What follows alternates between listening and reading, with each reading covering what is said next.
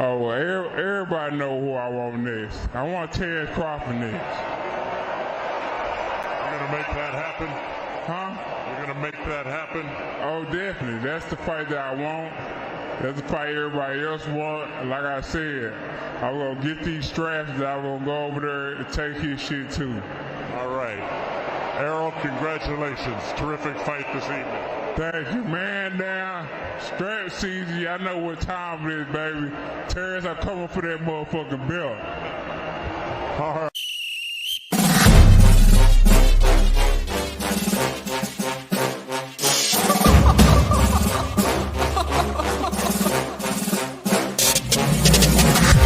I'm not catching fades anymore. Gotta keep my hands clean when they come for the board. Keep it smooth like a dawn, making moves in the dark. Cause I learned how to swim in the pool full of sharks. Now they coaches, cause they can't read all his motions. How the kid never switched codes, but he code switch focus. Staring down your team with a frozen, ice cold look that could end the summer solstice. Cause I'm more like the top dog. Keep on running game and the gang will accost y'all. I be calling plays from a plane while I'm off court. But we ain't the same, you a lame, I'm a mob star. Actually, I'm a top dog on a stat sheet. Off court, but I call plays for the athlete. Laughing when the cop cars try to catch me. Cause I rolled off in a taxi. Put my feet up, I'm relaxing. Singing Figaro with no accent. While I pour strings from the streets in. Do it all with a straight face, I'm the kingpin. Top dog, top flow, boss mode. I'm the kingpin. Showstopper, top dog, Godfather, I'm the kingpin. They know I'm a dog and a beast, man. Yeah, I keep the peace with a piece, man. I ain't got no time for a piece, man. Why would I respond to a pawn? I'm the... Hold up!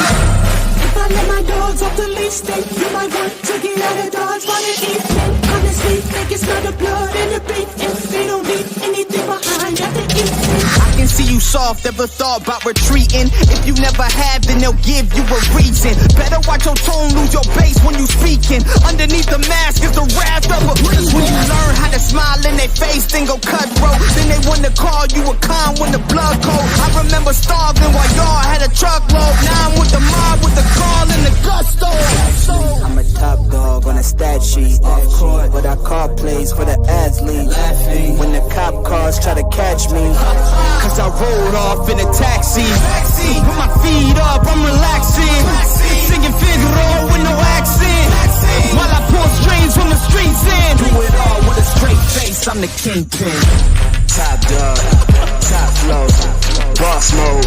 I'm the kingpin. Showstopper, top dog, Godfather. I'm the kingpin. What up? What's going on, fellas? What's going on? Let's get some people coming in here. What's going on, Courtney Thompson? I see you out there. What's going on, bro? What's happening, grown man boxing? What's happening, man? Woo, man. Grand Rising Homer. That's what's up. Man, we have seen a lot of capping going on out here in these streets, these YouTube streets. I mean, I'm like watching, this big swell of letting Terrence Crawford off, right? Off the hook for fucking ducking, right? What's going on, Master Khalil? What's going on, my brother?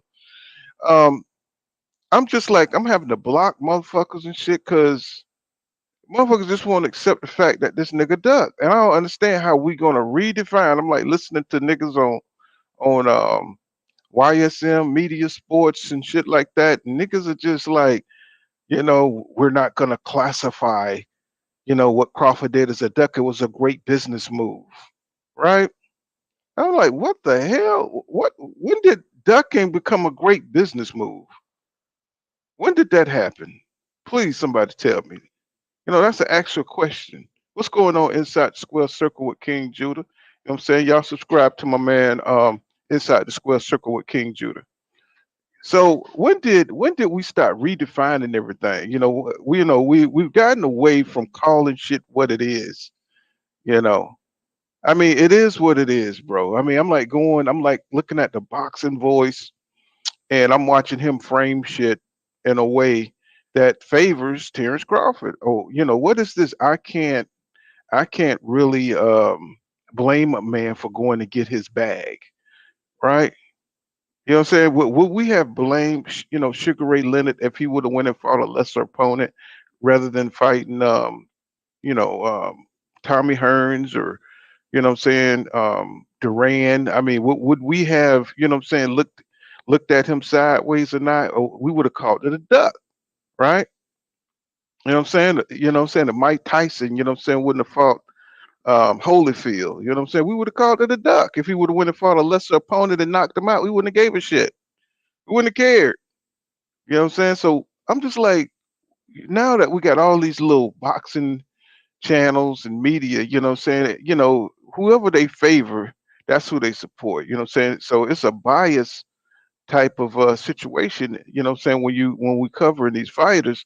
And I'm just like I'm looking at Ness, how he framing up shit, what I'm saying, over there. And them guys, they delusional because if you don't like a fighter, you just accept whatever, right?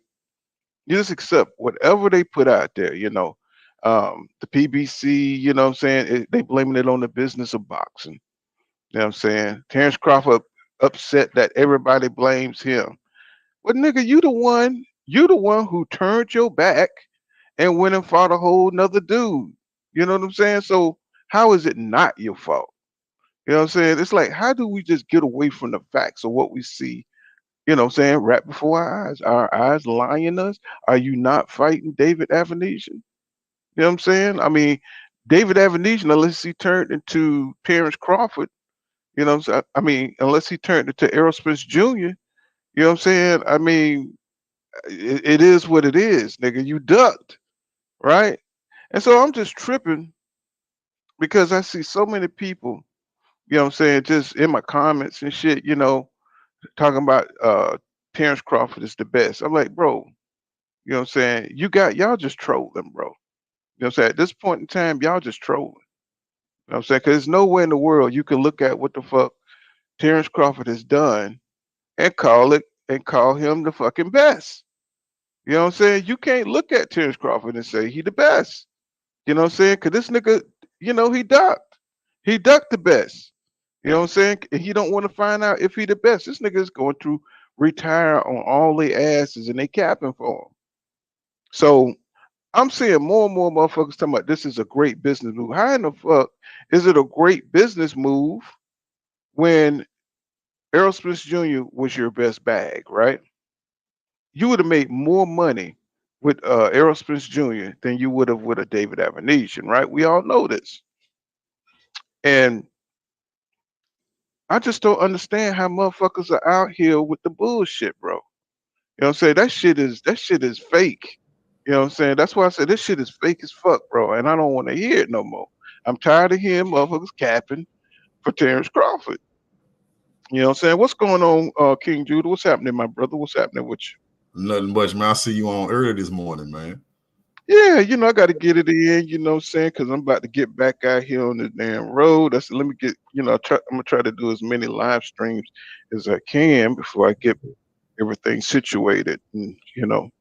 Right, that's the way to go, bro. I mean, I feel like too. I've been watching you lately, man. Keep it going because I'm watching your, your viewers going up, man. Like, far as the people in your live stream. So yeah, that worked out good, man. You was doing it consistently. It seemed like more people came through. Oh yeah. You know what I'm saying? We always got good content, but not, everybody don't have a lifestyle, where you could just sit every day, drink a cup of coffee and, run down Right. what's going on in boxing. Right. Some of us out here got to go out here and chase this paper. Right. You know what I'm saying? Right. So, Man, I got laid over this weekend, man. I was in Illinois. Well, not this weekend, this week. I had got laid over. Illinois. Man, it was snowing out. It wasn't bad though. It wasn't like Buffalo, but I ended up getting laid over out there, man. I was scared as hell. I'm from the South Pole. I ain't. I'm a new driver too. I've been driving for 2 years, so I ain't never dealt with that before. Oh yeah, I worked on a craft account out that way, and man, going through Chicago and Illinois, it's a mess, bro. You're gonna see a bunch of fucked up trucks. You're gonna see a lot of people on the side of the road because people don't slow down out there. You got super truckers out there, and they don't take their time, and it's like a truck graveyard out there when it starts snowing. Right. So but I understand. You know what I'm saying? Because yeah, it's bad up there, man. It's bad.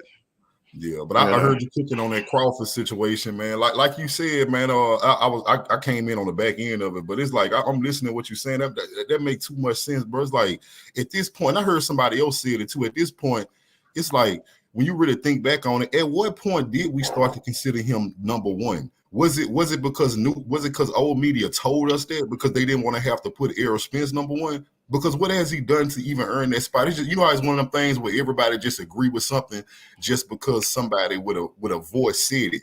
Nobody actually agree with it, but it's something that everybody goes along with because it was said by a credible person, I guess. And that's what I think happened. I think old media put him number one and everybody else just accepted it without even looking at the facts. Well, I mean, just like, when you had Ali and you had Frazier, you know what I'm saying? There's a buildup that happens with those guys and what they represent.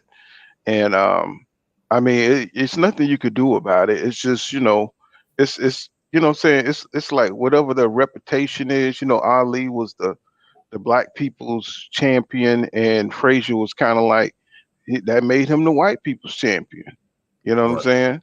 And it's like it's kind of like that, dynamic when it comes to Terrence Crawford and Errol Spence Jr. He came up in top rank and he stayed loyal to top rank, Bob Arum. So that, Errol Spence Jr. came through the black company and we see top rank as the white people company, right? Right. So Terrence Crawford to me, and this is my little take on it. Terrence Crawford, he represents like, the white people champion.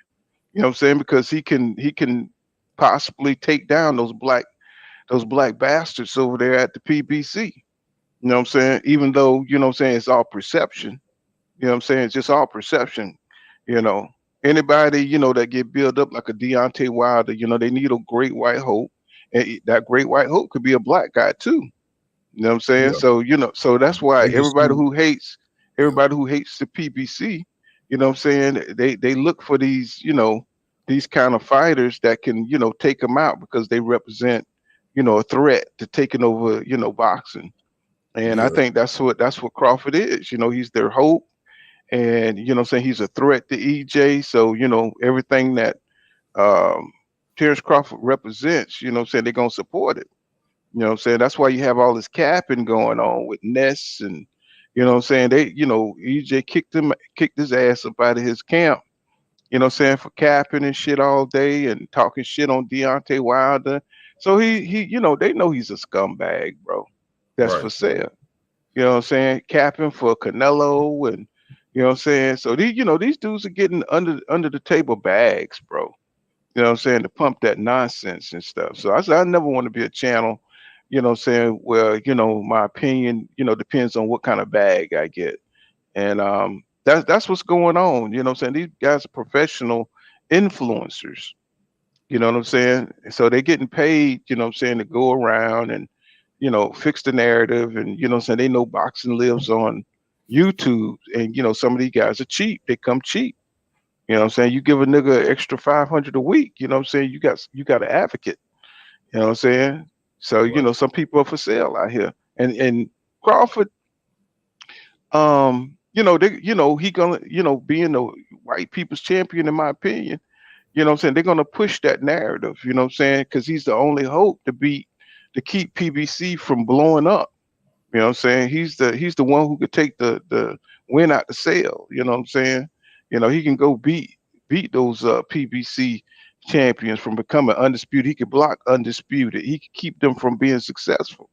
You know what I'm saying? And he's a straight hater, you know what I'm saying, from the word go. So the nigga tell you, EJ don't know what it feels like, you know what I'm saying, to be undisputed.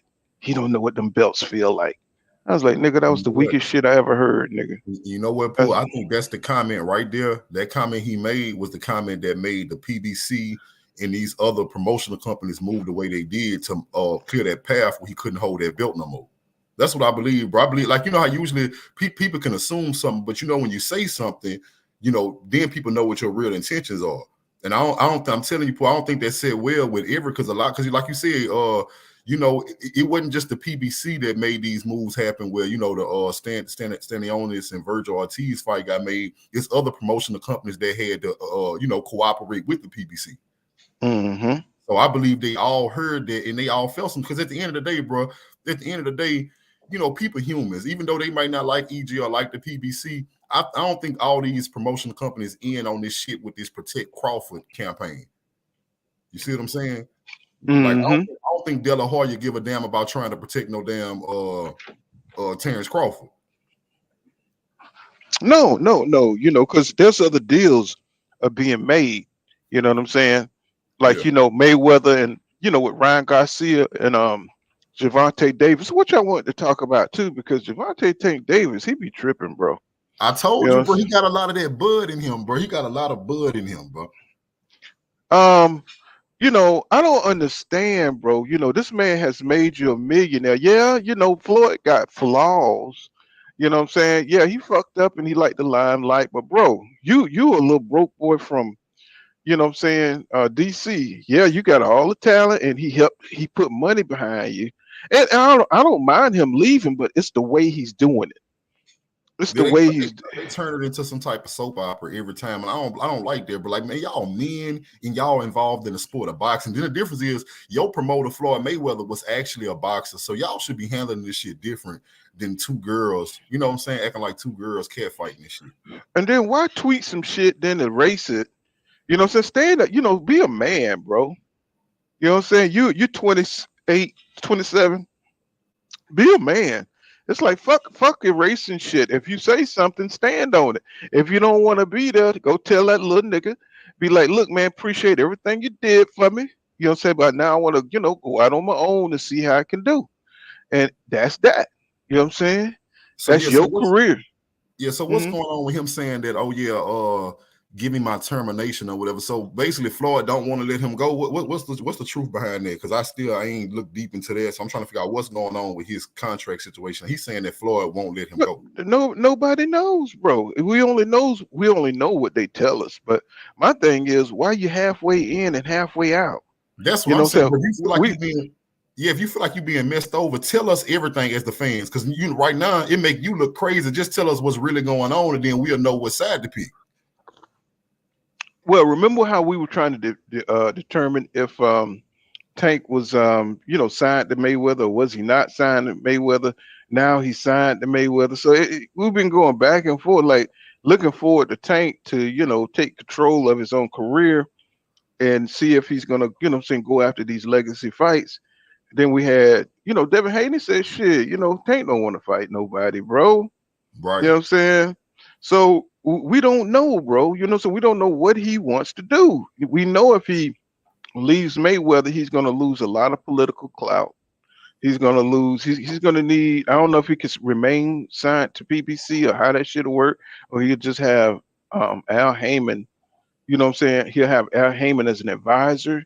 You know what I'm saying? Who can help him out? He gonna need somebody like a Al Heyman to help maneuver him through these promotional waters. He ain't gonna be able to just do it on his own. You know what I'm saying? The only reason he's in the game is because of Floyd Mayweather and the PBC. So it's going to be hard. I mean, he could probably make a fight with Devin Haney, but I don't know how valuable that is, on Tank's side, if he wants that to happen or how that would happen without Floyd Mayweather. So it's just, they need to stop doing shit in public. You know what I'm saying? Not so much Floyd, because Floyd don't do that. You know what I'm saying? Floyd don't like really be, tripping, so he got other shit going on. He got his own fights. He got this other little guy. You seen that guy, Han Ingram? You seen that guy? I think that's how you say his name. He got that new dude, the little new dude he got, Han Ingram. I be hearing these names. I'm gonna be honest, because I told you the last time Up was on. I'm not like y'all in the sense that I know y'all try to keep up with everybody. I'm the type of person, bro. I need to see something for. Like, I heard the name, but I need to see this dude fight before I pay attention to him. That's just me, bro. Like, because I don't. Just go on YouTube, watch a couple of fights. He's tough now. Okay. He's smooth. He look like a kind of remind me of Kid Austin, really. All right. What got me, I don't want to be fooled again. That's what happened with me and Crawford, because I didn't know nothing about Crawford. I just got behind him because he was a black fighter. And then when I found out who he really was, I felt bamboozled. So but my thing is, what's this emotional tie to a motherfucker that's ducking? You know what I'm saying? I mean, I mean, men like courage. You know what I'm saying? We follow Right. courage. You know what I'm saying? Right. We don't follow no dude that's ambivalent about boxing, especially at this stage in your career. You know what I'm saying? If you got 38 fights, my nigga, you know what I'm saying, you haven't had a signature fight, right? And you come up to a time where you got to fight your rival or whatever, and then you turn around and duck this man. You know what I'm saying? Because so many people, they try to give him excuses like he's gonna fight EJ next year, even though we just seen what we saw, right? That shit don't make no sense. It's like Right. if he, I mean, there's no reason to fight David Avenesian. He could have done that after he beat EJ, right? Right. If Right. that was the point, you know what I'm saying? Why he had to grab the bag now? You know what I'm saying? Why this had to happen now? You know what I'm saying? Between him and David Avenesian. Why this shit couldn't happen after? I don't see any reason. I don't see shit. I don't see any reason why it was just so he had to fight David Avenesian so bad. I mean, BLK Prime could have waited till next year to make a fucking splash, right? So why was he so available to take this whatever $10 million, whatever? And and everything is it's not written in stone that's going on with them dudes. You know it is with PBC. You know what I'm saying? They're more reliable, and you would have made more money. So none of it makes sense. Besides, he's trying to maneuver so EJ have to fight his mandatories and probably take a L or something like that. They're trying to get him to take a loss, Yeah. so he'll stay out the way. It's just a lot of Machiavellian bullshit going on, and it's like people don't have time for that in a champion, bro. You know what I'm saying? You coming in here with some old pussy Machiavellian shit.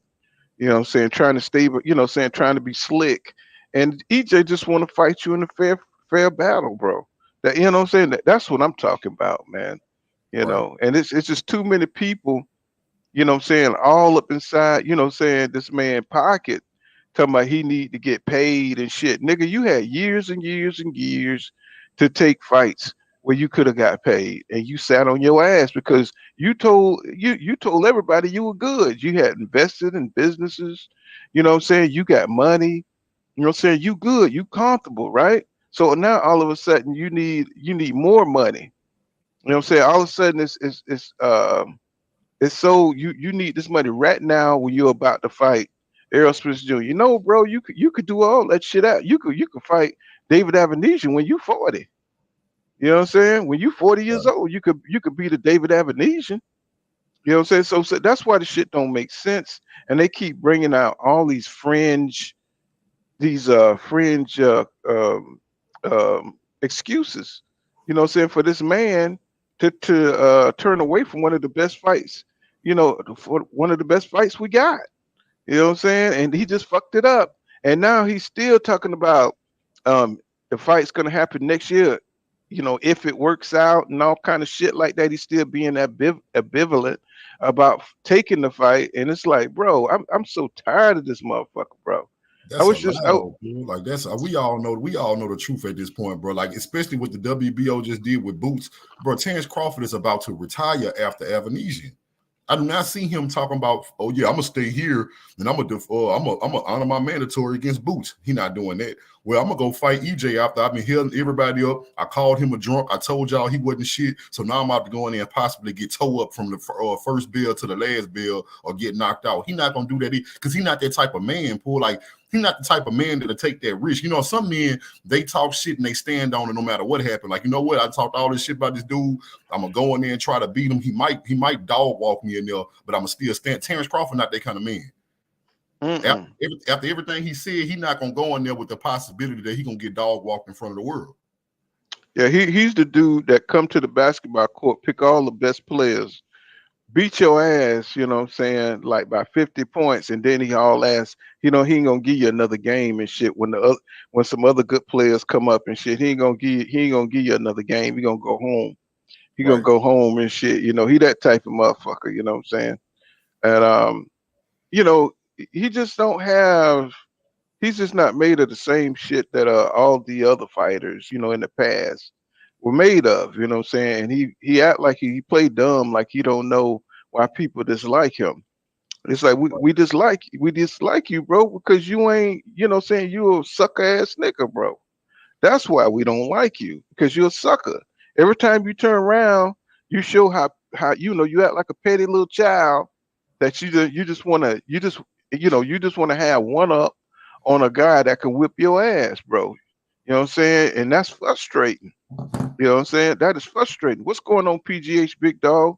I see you, Eric Johnson. What's going on, bro? Let me run down some of the folks, see what they saying. PGH Big Dog says, he said Duckford just showing the bitch in him every time he talks. Exactly. And men don't like that kind of shit, bro. You know what I'm saying? That has no place in sports, that's filled with gladiators that put their life on the line. You know what I'm saying? And I just hate this pretend shit. Like, Crawford, he put his life on the line, just like everybody else. But shit, that's against people he know he can beat.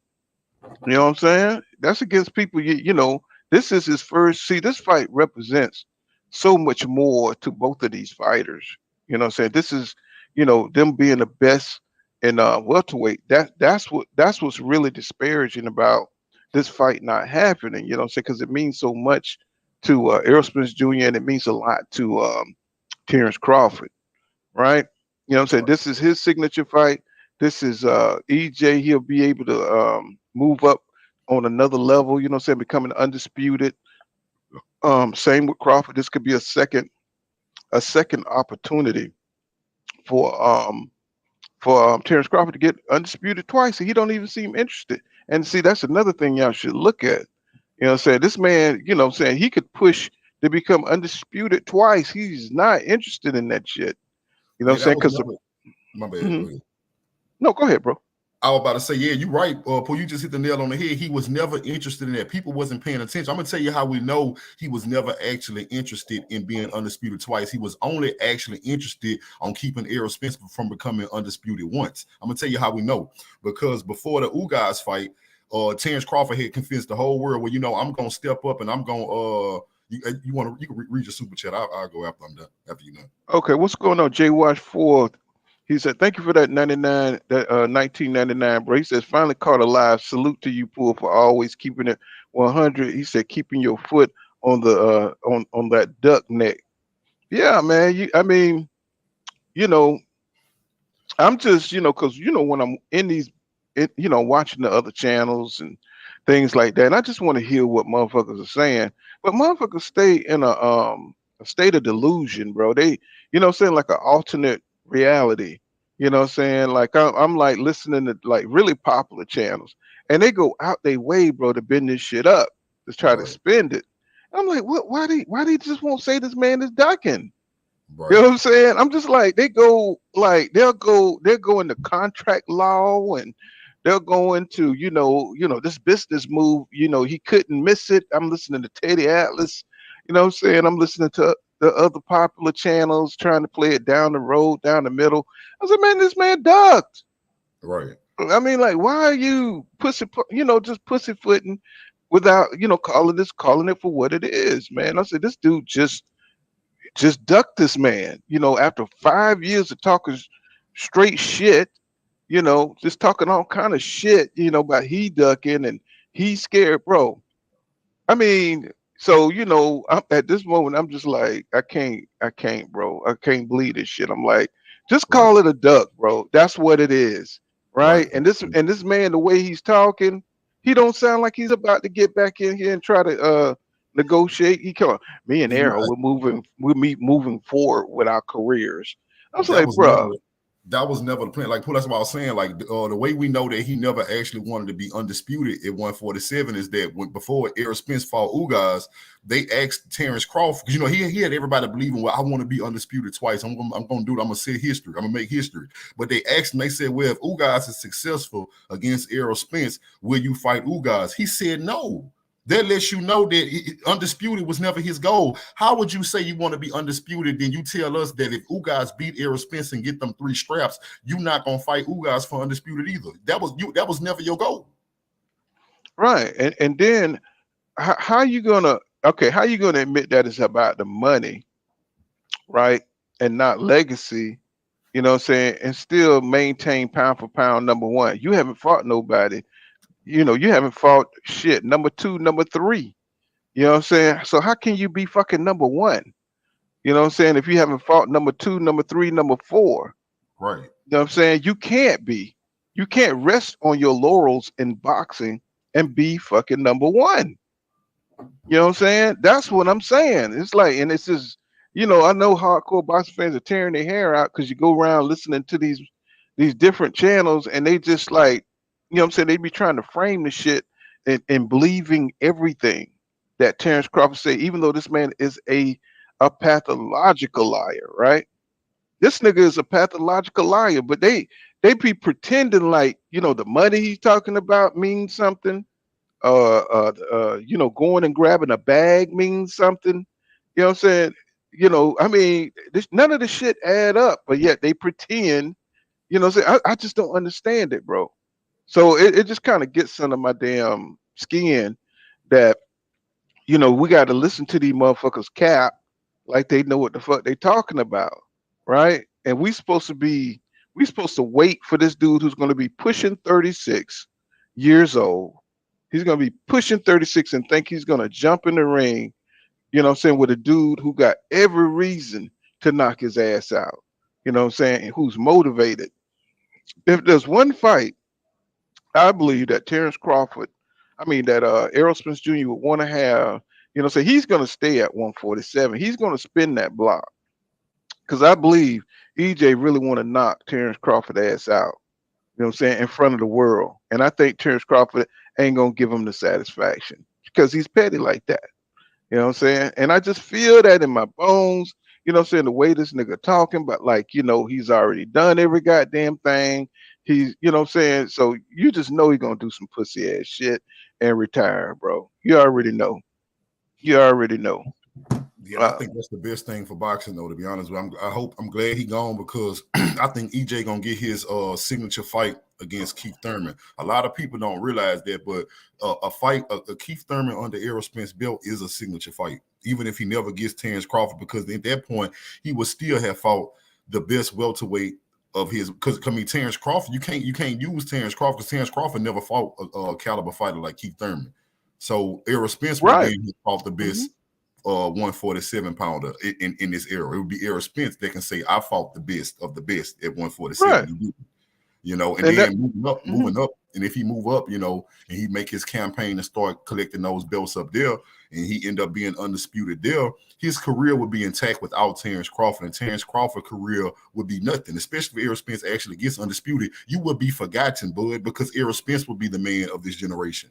You was there before Errol Spence, and Keith Thurman had more clout than you. Floyd Mayweather had more clout. I know Floyd Mayweather before him, but I'm just kind of going in order. You know, it was Floyd Mayweather, Manny Pacquiao, Keith Thurman, and Errol Spence would have then skipped you and took the clout from you. And your whole career would be nothing. You was always in the background saying, look at me, look at me, look at me, but you was never doing enough. And you would be forgotten. And you know, he's like one of those generic characters that you build up on your PlayStation, you know what I'm saying? Whether it's basketball or football, and you put all the good attributes and shit, but the motherfucker never really existed. You know what I'm saying? It's just a made up name and shit. You know what I'm saying? That's Terrence Crawford. You know what I'm saying? He's just a generic motherfucker that got some ability. You know what I'm saying? He beat a few title holders. So how dare you? You know what I'm saying? How dare you try to tear down, you know what I'm saying, the man that's really taking belts from motherfuckers, you know what I'm saying? A man that's got fucked up, you know what I'm saying, in a car accident and had to build himself back up. That's how good that dude is. You know what I'm saying? That man was fucked up from where he was on a certain level, got broke down in a car accident, fucked up, had to build himself back up, and he still fought better motherfuckers than you. Right? So that's what makes me so upset, because it's like motherfuckers just ignore that shit. They ignore what has happened to Errol Spence Jr. and they're like, fuck all that, bro. I'm gonna fight this, I'm gonna back this dude that avoid the best, that dude that don't really want to fight nobody. You know what I'm saying? Everybody think like they act like his boxing is royalty. You know what I'm saying? They act like his abilities in the ring It's just so vast. You know what I'm saying? And I'm like, they really not, bro. They really like, okay, he elite, right? But it's still levels to being elite, right? Because Manny Pacquiao was elite, but he wasn't Floyd Mayweather elite. but the thing about Manny Pacquiao, he fought motherfuckers who could fight. Right. You know what I'm saying? Manny Pacquiao went out there, I don't care juiced up or not. You know what I'm saying? He went out there, he put it on the line against name brand motherfuckers, not these generic ass niggas. You know what I'm saying? He fought Barrera, Antonio Barrera. He fought Eric Morales, who beat him, by the way. You know what I'm saying? In one fight. You know what I'm saying? He went out there and got defeated. And, you know, of course, he came back and Faluma his ass, but, you know what I'm saying? He moved on up and he fought some of the best. You know what I'm saying? He fought Shane Mosley. He fought Oscar De La Hoya. He went through the gamut. You know what I'm saying? This nigga won't even do that. You know what I'm saying? He don't even have the competition them niggas had. Now, when he finally comes across one nigga that most of our legends, you know what I'm saying, faced, he doing all this bullshit. You know what I'm saying? He don't want to get in the ring. Bud won't even fight the next tier of elite. What I mean by that is, you always have your elite. Like you didn't want Garcia, you didn't want Ugas, you won't even fight the tier up under elite. Like you really want people that you know you go. If Terrence Crawford can't guarantee himself a win in his mind, because you know when you laying down at night, you have to be honest with yourself. Can I really beat this man? He don't want a shadow of a doubt that he gonna win. You see what I'm saying? He don't even want to. But that's why I'm tripping on motherfucker. I'm like, why in the fuck are people capping for this nigga? This nigga has not proven, you know what I'm saying? He has not proven himself to be a real nigga. You know what I'm saying? In the ring, a real legend. You know, we give him the special fighter status because of what he has done. But even Floyd, when Floyd was beating motherfucker asses down there at 130, 135, you know what I'm saying? Motherfucker was still questioning him. You know what I'm saying? He was fighting some killers, right? He fought Diego Corrales. He fought, you know, he beat the shit out of True Gotti. They were still talking about you can't beat Oscar De La Hoya, right? So they were still talking shit on Floyd. He was doing all that. He fought Emmanuel Augustus. I'm talking about all the way up until he fought Oscar De La Hoya. That's when he started getting respect, right? A lot of fans didn't even know who the hell he was, even when he fought Zab Judah, right? We don't know. A lot of people. We don't know. Well, go ahead. Finish your thought. Yeah. So what I'm saying is, why is Terrence Crawford getting so much damn respect? Just because he won undisputed? We know what the fuck that was. But I mean, about it, bro. I don't believe. Like, okay, when you talk about non-black fans, we just established why they backing Crawford, right? We know why they doing it. But when it come down to the black fans that he have, it's one of the things. Poor you black like I'm black. You know how this community is. Some people in this community, bro, they back the negativity. They love the pettiness. They love you. How I want they. So they relate to that. You know, they relate to these type of snake ass moves because they snake ass people. So they gonna back it. They don't care if it's right or wrong. They just gonna back it because a lot of these dudes, bro, they love destruction. They love lies. They hate the truth. But now all I want to say, the best thing about the situation is because next year around May, we gonna be done talking about Terrence Crawford forever. And I'm gonna tell you why, because he is not gonna fight Boots. And he is not going to fight Errol Spence. We will never have to deal with these delusional fans ever again. Pooh. No, they're going to move to Boots. We're going to still have to deal with them because now, see, they don't understand. It's not about, see, they don't understand the spirit of being a boxing fan.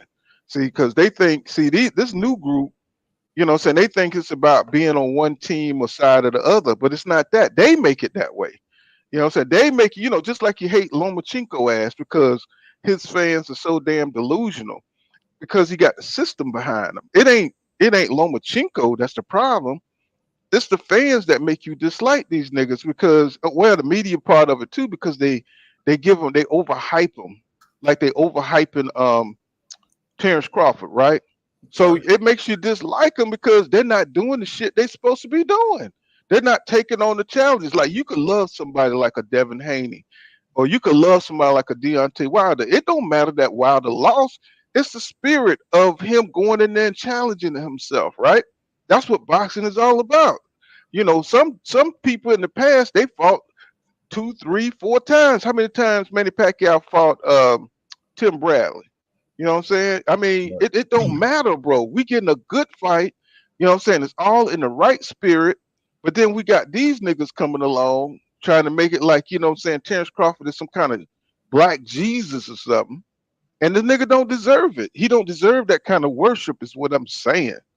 You know I what I'm mean, they saying? can do what they want. That's something I came to terms with in boxing because you know in boxing, every fighter they gonna have a fan base. It's some bigger than others, but every fighter have a fan base, and I came to terms with it. Right, so I'm not so mad that they going behind him, but it's just the fact that the lies that they have to tell to back him up, that just make me look at these people sideways. But what that lets me know who, like, what type of dude you are. So basically, I listen to everybody, these people who kind of like their own fighters, but when you telling lies to back your fighter up, that let me know, bro, we can never be friends. We can never be friends or cool or none of that. And I would never have respect for you because it's one thing to back your fighter, but to tell lies for your fighter. And I always use this example about football, right? Because, you know, in football, people love their team regardless, whether they're good or bad, they're going to love their team. That lets you know the difference because one thing about it is, I'm going to just use a team that's real bad this year. Let's say the Jaguars. A Jaguar fan may be a diehard Jaguar fan, and they'll talk all kind of shit about, oh yeah, my team gonna do this to your team. But at some point, y'all gonna keep it real with each other. Like, I know we gonna lose, but I love my team anyway. Right. You know what I'm saying? So and you can understand that, yeah. Yeah. That's the difference. And you can tell that these boxing fans who making up lies. That's another thing. Football fans don't make up lies for their team. It's like if you know your quarterback can't throw, you're not gonna say, oh yeah, my team gonna beat you because my quarterback gonna pass for 1,000 yards in one game. Only in boxing do they just make up lies. Like, you know your fighter not about to do this, so why are you saying it? Oh, Crawford got great. EJ not gonna be able to touch Crawford. He gonna be moving and this and that. Lesser fighters than EJ done rocked this nigga and touched him whenever they wanted. How the hell EJ not gonna touch him? And you know, it ain't about, and you know what, and the crazy thing is, it's not about that you want to see them rock. It's just the fact that they so fucking delusional that they act like they don't see the shit. Right? You know what I'm saying? If they didn't see Aegis what his name, Green Machine, if they didn't see him knock Terrence Crawford down, bro, did we all not see that shit? You know what I'm saying? Did we not see Gamboa? You know what I'm saying? So the nigga's human. Right. You know what I'm saying? It ain't like we just see the nigga take one on the chin and it's like he just walked through that shit. You know what I'm saying? Like EJ, we seen EJ get tagged. You know what I'm saying? Nobody is not saying that EJ can't get hit. They're human. They're all human, right? But they try to make it seem like Terrence Crawford is so fucking brilliant, so dynamic in the ring that, you know what I'm saying, he's just light years ahead of niggas. No, nigga, he's an athletic fighter, just like Roy Jones Jr. was. And we love our athletic fighters. That's why we love Terrence Crawford too, because we like seeing the same shit that his fans saw. But what happened was the nigga got no heart. Right. The nigga ain't got no heart, bro. That's the problem. Y'all thinking like it's something personal, but the nigga ain't got no heart. He waited late. His whole career was crafted. You know what I'm saying? I mean, if you just look at it, I mean, nobody needs to make up a narrative. You can just look at the motherfuckers he fought. Right. You know, like Triple G, he came in at the right time and he shrunk down. I mean, this nigga is probably a natural 170 pounder. So he shrunk himself down so he could have the advantage, right? You know what I'm saying? EJ did this. All fighters do this shit, right? They shrink down and go down and fight to have the advantage, right? So, you know what I'm saying? Don't be trying to, you know, saying you did the same shit EJ did. Except you just a little smaller and you shrunk down and you went and whipped a lot of ass down at lower weight divisions who didn't have special talent in them. You had the advantage. You know what I'm saying? You had enough discipline to stay in the gym, you know what I'm saying? So you can stay at those lower weights, you know what I'm saying, and take advantage of the people that was there, right? So you came up and you got a cheap undisputed. It wasn't nobody at 140. You know what I'm saying? Do you think Terrence Crawford would have been successful in the Josh Taylor, you know what I'm saying, in his run? Do you think he would have had more of a, I mean, do you think he would have won undisputed under those terms if he would have had to go to each champion, you know what I'm saying, and win a belt? Now we know this. Like, that's the thing about it. It's like, okay, the thing is, bro, these Bud fans, they not fans of boxing, like you said, because like what you just said made a lot of sense. When Bud gone, they gonna move to whoever can beat EJ. Right. Right. And then after all that's said and done, these people, like I said, they bandwagon people. Like these are I can guarantee if you talk to some of these people, the same people tell you they like Terrence Crawford. If you ask them who their favorite basketball team is or who their favorite football team is, I guarantee you they're gonna tell you the best team in the NFL is their team. They front runners. Yeah, that's just the type of people they are. Like, I'm gonna go out. The only reason they like Bud is because Bud is listed as number one in the pound for pound pool. That's the only reason they like Bud. They don't know nothing about boxing. A lot of these people just started watching boxing during the pandemic. That's when they ain't have nothing else to do, when they couldn't go to work for that little short period of time. That's when they got into boxing, and they went and they found out who was the pound for pound number one, and that's the guy that they rooted for. That's damn sure what it seemed like, because I've never seen the Capathon. It's ridiculous. You know what I'm saying? When you're talking to like boxing purists, right? You know what I'm saying? We shaking our heads like, what the fuck are these folks talking about? Right. You know what I'm saying? Well, you know, they looking at these cheap ass accolades and they don't understand that the fighters that was in those divisions wasn't shit. You know what I'm saying? Not that, you know what I'm saying, not the, you know, like the disrespect fighters, but they wasn't special. You know what I'm saying? They wasn't special fighters, right? You could see the talent that's in 140 right now wasn't there when Crawford was there. You know what I'm saying? You know, the talents at 135, you know what I'm saying, is, you know, you got Tank Davis, you know what I'm saying, you got Devin Haney, you got Shakur Stevenson coming up. You didn't have that kind of talent down there, and he would have avoided those guys. He would have avoided those guys. He would have avoided all. He could have fought Adrian Broner. Yeah. Down if at you would avoid Danny Garcia, you would definitely avoid an Adrian Broner. You would have, like, or if you're talking about the newer guys, you would have avoided these other dudes you was just naming. You know what I'm saying? Like, even let's say, let me just say hypothetically, let's say people like Gevervonta, Tank Davis, Shakur, and Devin Haney was closer to his weight. He would have avoided them too. Right. And that's what I mean by his career was carefully crafted. You know what I'm saying? He could have fought Lipinets, you know what I'm saying? But he had to get that easy belt. He had to get that damn easy belt from Jeff what's his name? Jeff Horn, right? He had to get that belt before somebody real got that motherfucker. So he got the belt and he sat on it. He fought generic welterweights, right? Carefully crafted. Right, he had the same moves. He learned well from Bob Arum, because you see what he did when he left Bob Arum. He still did the same thing. He doing the same thing. I use EJ to promote myself, to get up to grow my fan base, and then I chose the easiest fight possible for me. I avoided EJ and took the easiest fight possible. The funny thing is, Paul, is how this fight is about to flop, because I'm gonna tell you what's gonna happen. I heard that they're gonna have a Ashante concert around the same time as Bud's supposed to be fighting out there in Omaha. Then Bob Arum, being the type of dude he is, the devil he is, he got Teofimo Lopez fighting on the same night. So that's gonna take attention from that fight. Then the next week, Errol Spence got Frank Martin fighting Rivera. So a lot of people, if they like me, they're gonna save their money for that fight. I'm not putting my money to no BLK Prime. I'm saving all my money to watch Frank Martin fight Rivera. Yeah. You know, that's gonna be a real boxing match right there, because them guys got evenly matched. They both athletic, and you know what I'm saying, they both right there at the you know what I'm saying, they even. It ain't no advantages in that fight except for the coaches, in my opinion, because you know Frank has a problem with you know, boxers with reach, and you know what I'm saying, if Rivera, in my opinion, if he can continue to stay on the outside, keep it on the outside, he could beat Frank. But Frank got to close that distance, get to that body, and that's going to be the difference. You know what I'm saying? If Frank can get to the inside, you know, it's over for Rivera. You know what I'm saying? I think he will, bro. Because like I said, the way Derrick James trains his fighter, I don't think no other coach trains their fighters better to actually close the distance with their jab and actually get on the inside. Because, you know, before them, it was, I guess you would say, somebody like a Mike Tyson, right? The way that peekaboo style that he learned from Customato. But I think that Derrick James style is even more effective than that. Because they implement using the jab to make you keep your hands up, right? Because this is how they enter. The way they close distance is they use their own, because because the motto was use your head movement to avoid your opponent's jab. But they style is I'm gonna throw the jab first to force you to keep your hands up. And when I get you to keep your hands up, I'm gonna attack your body to close the distance. You know, and then turn, and then he always tell them to turn to the side.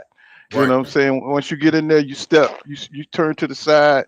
You know what I'm saying? And you can see that, you know, some Derek James like to preach. What's going on, School of Skills? You know what I'm saying? What's going on, my brother? Where you been? He said, what's up, fool? Big party. He said big party December 10th and stuff. You know what I'm saying? That's going to be a hard fight, man. I don't think nobody wants to see David Avanesian because, you know, I think Top Rank coming out with their card too on December 10th. That's going to be a hellified card right there because they bringing out all the motherfuckers, man. They bringing out that. This dude School of Skills. This dude School of Skills talking reckless in the chat, man. This dude.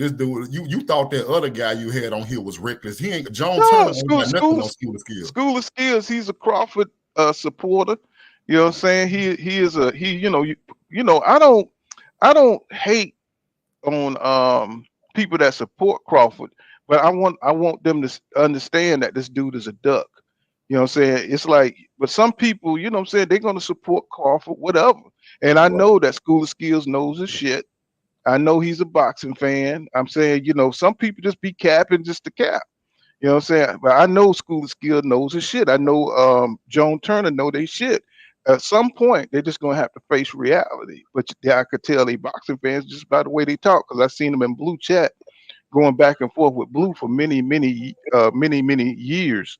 So, you know, certain boxing fans, you know, I don't mind because I know they shit and they just be trolling and shit, you know what I'm saying? But I know they real boxing fans. It's the ones that don't know fucking boxing, that, you know what I'm saying, that don't know what the hell they talking about, that I have a problem with. I know certain guys by the way that, you know what I'm saying, by the way they talk, that they just in here, they just rooting for their guy and they just trying to, you know what I'm saying, just trying to poke the bear a little bit. But, you know, I don't get bothered by those guys because I know they boxing fans. They know they shit. You know what I'm saying? So they can talk they shit. They can pop they shit. What's going on, DJ Black Charm? What's happening? Man, happy holidays, y'all. I hope y'all had a blessed Thanksgiving yesterday. Didn't get into no mess. And came to talk a little boxing, man. You know, whole new day. I said that even though I don't know how to do graphic design that good and stuff like that, and I don't deal enough Terrence Crawford beating him up. I'm finna make some. He already did some piss po production promo. He already did piss po production, so hell, it shouldn't matter if I did some more piss po production for him. Avanesian, like shit. I don't know how to do graphic design that good. Maybe I can get some customers or some shit. I'm like, you know. This, you know what I'm saying? Because they make you feel, they make you feel confident. Crawford to start hiring me to goddamn do his graphics. I'm like, all this fucking money this man got, he done made this move, and he ain't hired his own people. You your own boss. You know what I'm saying? When you your own boss, you have to hire your own people. He gotta at least hire somebody to go holler at HBO to get some of that footage. He gotta holler at somebody. You gotta have somebody go talk to ESPN about some of that footage. I would say, ain't ESPN ain't the shit platform on ESPN? This fight? Yeah, the promo or whatever they doing. Isn't that backed by ESPN? I don't know. I ain't seen no promo for this fight, to be honest with you, Paul. That shit is on Instagram. See, that's what I'm saying. He needs better people to not make those type moves. You know what I'm saying? Like in the game of advertising, when you your own boss, now you got. So he got like most people when they say they their own boss and stuff like that, and they got a brand, they do everything they have to protect their brand or to maximize their brand. And he don't understand he the brand. You the boss and the brand, dude. So all that stuff. The jobs that Bob had, that Bob negated to other people and stuff like that, you gotta do all that stuff now. And you don't know the back. You don't know the backstory. You don't know how to do that stuff. The back office work, you know. And then what y'all? I think somebody said it earlier. He could have took both fights. He could have took the Errol Spence fight, and he could have took the David Avanesian, the guaranteed 8-figure fight. You know what I'm saying? And then told Avenesian and BLK Prime, we gonna do this thing after the Errol Spence. You know what I'm saying?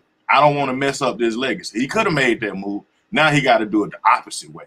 You know what I'm saying? And when you do it the opposite way, that's the point. Like we keep saying, like, you know, I see what you're saying, brother, but the fact of the matter is he showed us through his actions that he never wanted to fight Errol Spence. So it's not like he gonna double back after Avenesian and say, okay, now I'm ready to fight Errol Spence. You never wanted to fight Errol Spence. Well, I think the business is gonna make him double back. Like I think Up Echelon was just breaking it down last week or early this week. You know what I'm saying? I would say, yeah, early this week he was breaking it down.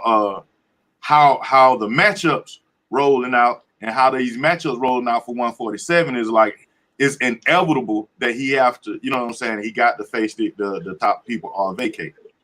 He gonna retire, brother. That's what I'm saying. I believe so too. I've been saying he gonna go out like Tim Bradley and Andre Ward. A lot of folks said, nah, that's Terrence Crawford. He ain't gonna do it. I'm like, nigga, you see how Andre Ward had a controversial retirement? You know what I'm saying? He had a low blow. He had a low blow against Kolo narrative going on. And a lot of those boxing analysis don't hesitate to bring it back up. You know what I'm saying?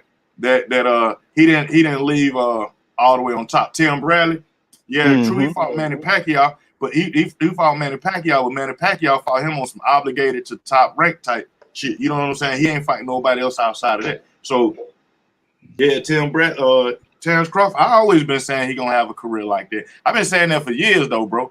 You know, like he gonna have.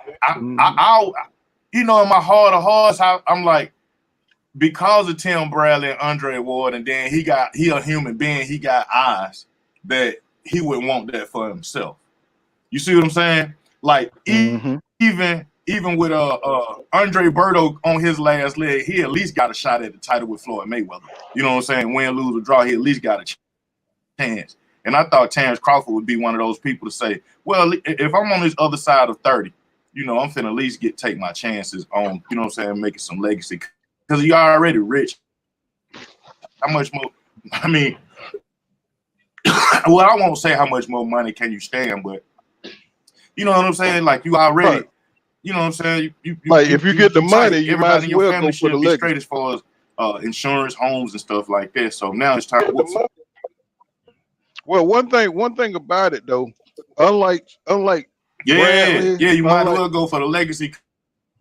Unlike Bradley, unlike Ward, this nigga's not going to be. Know what I'm saying? The nigga is not going to be a commentator. I tell you that. Got that shit. Bro, can y'all hear me?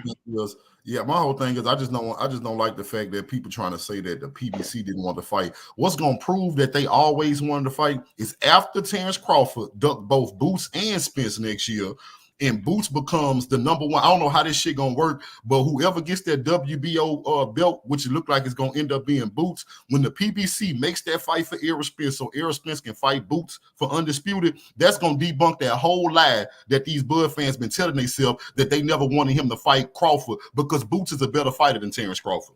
So if they didn't want him to fight, if they let him fight Boots, what make you think they were scared to let him fight Terrence Crawford, garbage ass?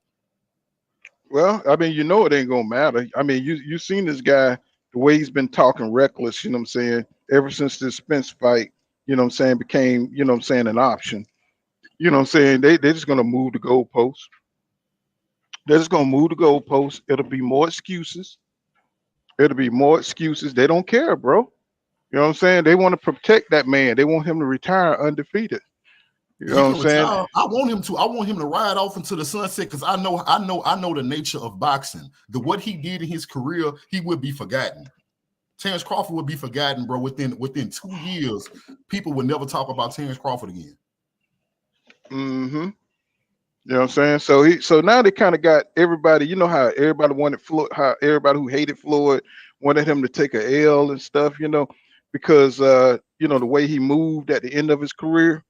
You know what I'm saying? Like it almost kind of parallel that, you know what I'm saying? But the only difference is with that is Floyd got the fights. You know what I'm saying? He got the fights, you know what I'm saying? So he could make those moves. You got Canelo doing the same thing. You know what I'm saying? He had the resume, you know what I'm saying? It's the way he could just chill. You know what I'm saying? But Terrence Crawford, if you had never had a 50-50 fight, You know what I'm saying? You can't make the same moves that Floyd Mayweather made. I mean, you can, but you're not going to get the same kind of credit. You know what I'm saying? As a fighter, you know what I'm saying? You still got to fight a signature fight before you leave here, bro. That's why they need it. Mm-hmm. Your boy Film Study said drop a link. I think he's trying to come on. Oh, okay. Oh, okay. Let me catch up on some of the comments here, 'cause I'm way behind. Let's see. Eric Johnson said they should have never let his ass attend that Hall of Fame ceremony. Put it in stuff that's sagable, you know what I'm saying? Give thanks, and you know what I'm saying? There's a bunch of stuff that. Let's see. Yeah. Wilton Henry says Tank always says he wants to leave Floyd when he has a fight coming up. Isn't that something? And oh yeah, that dumbass narrative. I hate that narrative. Like y'all ain't caught on to that. He had that narrative back before the Mario Barrios fight. You know what I'm saying? That's when I peeped it out that he keep running his narrative. If he gonna be with Floyd, if he leaving Floyd, him and Leonard Ellerbe having passive chess matches in front of the media. You know. I've been that shit. I hate that. Yeah, let me see. How you say this? Dave? He says boxing influences. He said boxing influences. He said they really make sense when you look at the professionals back in Crawford ridiculousness. And Reggie Milligan said, "What's up? What's up? What's going on, bro?" Pimp Study. I just dropped the link. Tank's a grown man and he's already built his fan base. Why he needs to run with Floyd? Well, I think he needs to run with Floyd because of Floyd political connections. You know what I'm saying? And he needs to, he don't have any experience. He's going to end up looking like Terrence Crawford if he get out there on his own with no connections and stuff. You know what I'm saying? He needs somebody to be able to make these fights for him. You know what I'm saying? I don't think Calvin. Go ahead. Now, Poole, the thing is, like what I agree with most boxing fans is, we know you need Floyd, but why you keep running the narrative that is fuck Floyd, I want to leave and all this stuff? Because you know that's free promotion for him because everybody going to talk about it. You know, his next fight coming up with Hector Garcia. Is he going to leave Floyd before? Is he going to go to, you know what I'm saying? All that and they keep that, like, I'm like, Floyd, he a smart man because he I was just about to say that. It could be some bullshit that they done put together. You know what I'm saying? Yeah, they run it every fight. I'm like, dude, y'all gonna run this every fight? Come on, man. Like we at fight number 10 and 11 now. Y'all got to change the story up, change the promotion. You know, right? Change a little bit, change the controversy. I mean, and you could, you see Floyd building up the next generation already. You know, what I'm saying next dude to focus on. So Courtney Thompson says facts. He says that's why I've been saying. He said if it would have shut his mouth and just ducked, he probably would have gotten away with it clean. He says Bud stopped boxing from getting paid this year. He said he stopped boxing from getting paid this year. He held up so many fights. The whole division is waiting on these belts to drop, and there's no time. He ate up a lot of Earl Spence Jr. prime waiting on his ass. You know what I'm saying? We could have had. Because a lot of matchmaking was predicated upon it when it pulled but not people on their undercard, but other people making their decisions on how they was gonna move. Mm-hmm.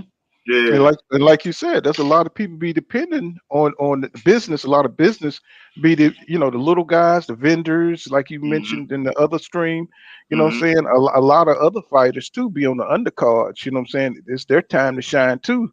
You know what I'm saying? When you have such a big matchup, there's a lot of eyes on there, and they get to see other fighters, and it help them grow as fighters too. Because I think Stanionis would have been on the card, Frank Martin would have been on the card, on the EJ Terrence Crawford card. It would have made a lot of other stars. A lot of other people would have been aware of these fighters. You know what I'm saying? So it ain't just between EJ and Terrence Crawford. It ain't just about his bag. Right. It's about everybody else's bag too. You know what I'm saying? And it's about the spirit of boxing. It's about the tradition of boxing, fighting the best, and not being reluctant to do that. Now the whole energy of the fight has changed. You know what I'm saying? When you look like you don't want to fight, now it look like it's changing. You know what I'm saying? Because you want a fighter that like really want the fight. You know what I'm saying? You really want them to want that fight. Now, when you're able to digress from a fight you've been saying you want for the last 5 years, it don't add up. You know what I'm saying? You're not gonna let something come between you and that fight, right? Right. But now he done sowed the seeds that he's just about the money. Now it's just kind of like he's just kind of like dampening the spirit of the fight. You know, it ain't, you know what I'm saying? Because when he was over there in the Maurice Hooker after that fight, right? And he was acting in all way. he acted like he was with the smoke. He was with the shit. This was a fight he wanted to prove that he's the best. Now we don't sense that in him. We sense that he's about to retire, and it's just kind of he's killing the fight. You know what I'm saying? Crazy thing, he pushed up on the man with Bar Aaron right there next to him, talking about Aaron Heyman wasn't no real person. Exactly. So let me see. Let me go down. I'm so far behind, and I got to catch up. Let me see. See what everybody. I don't want to ignore everybody. What's going on, Don Sapansky? I see you out there. He's like, thank you for sliding through. And film study says, he says it's crazy, Pooh, because before the negotiation, Bud fans were mad at EJ. He was mad at EJ fans telling Bud to take the B side. Laugh out loud. He says now Bud fans, businessmen, trying to justify what Bud's doing. See, that's why I say they'll move the goalposts.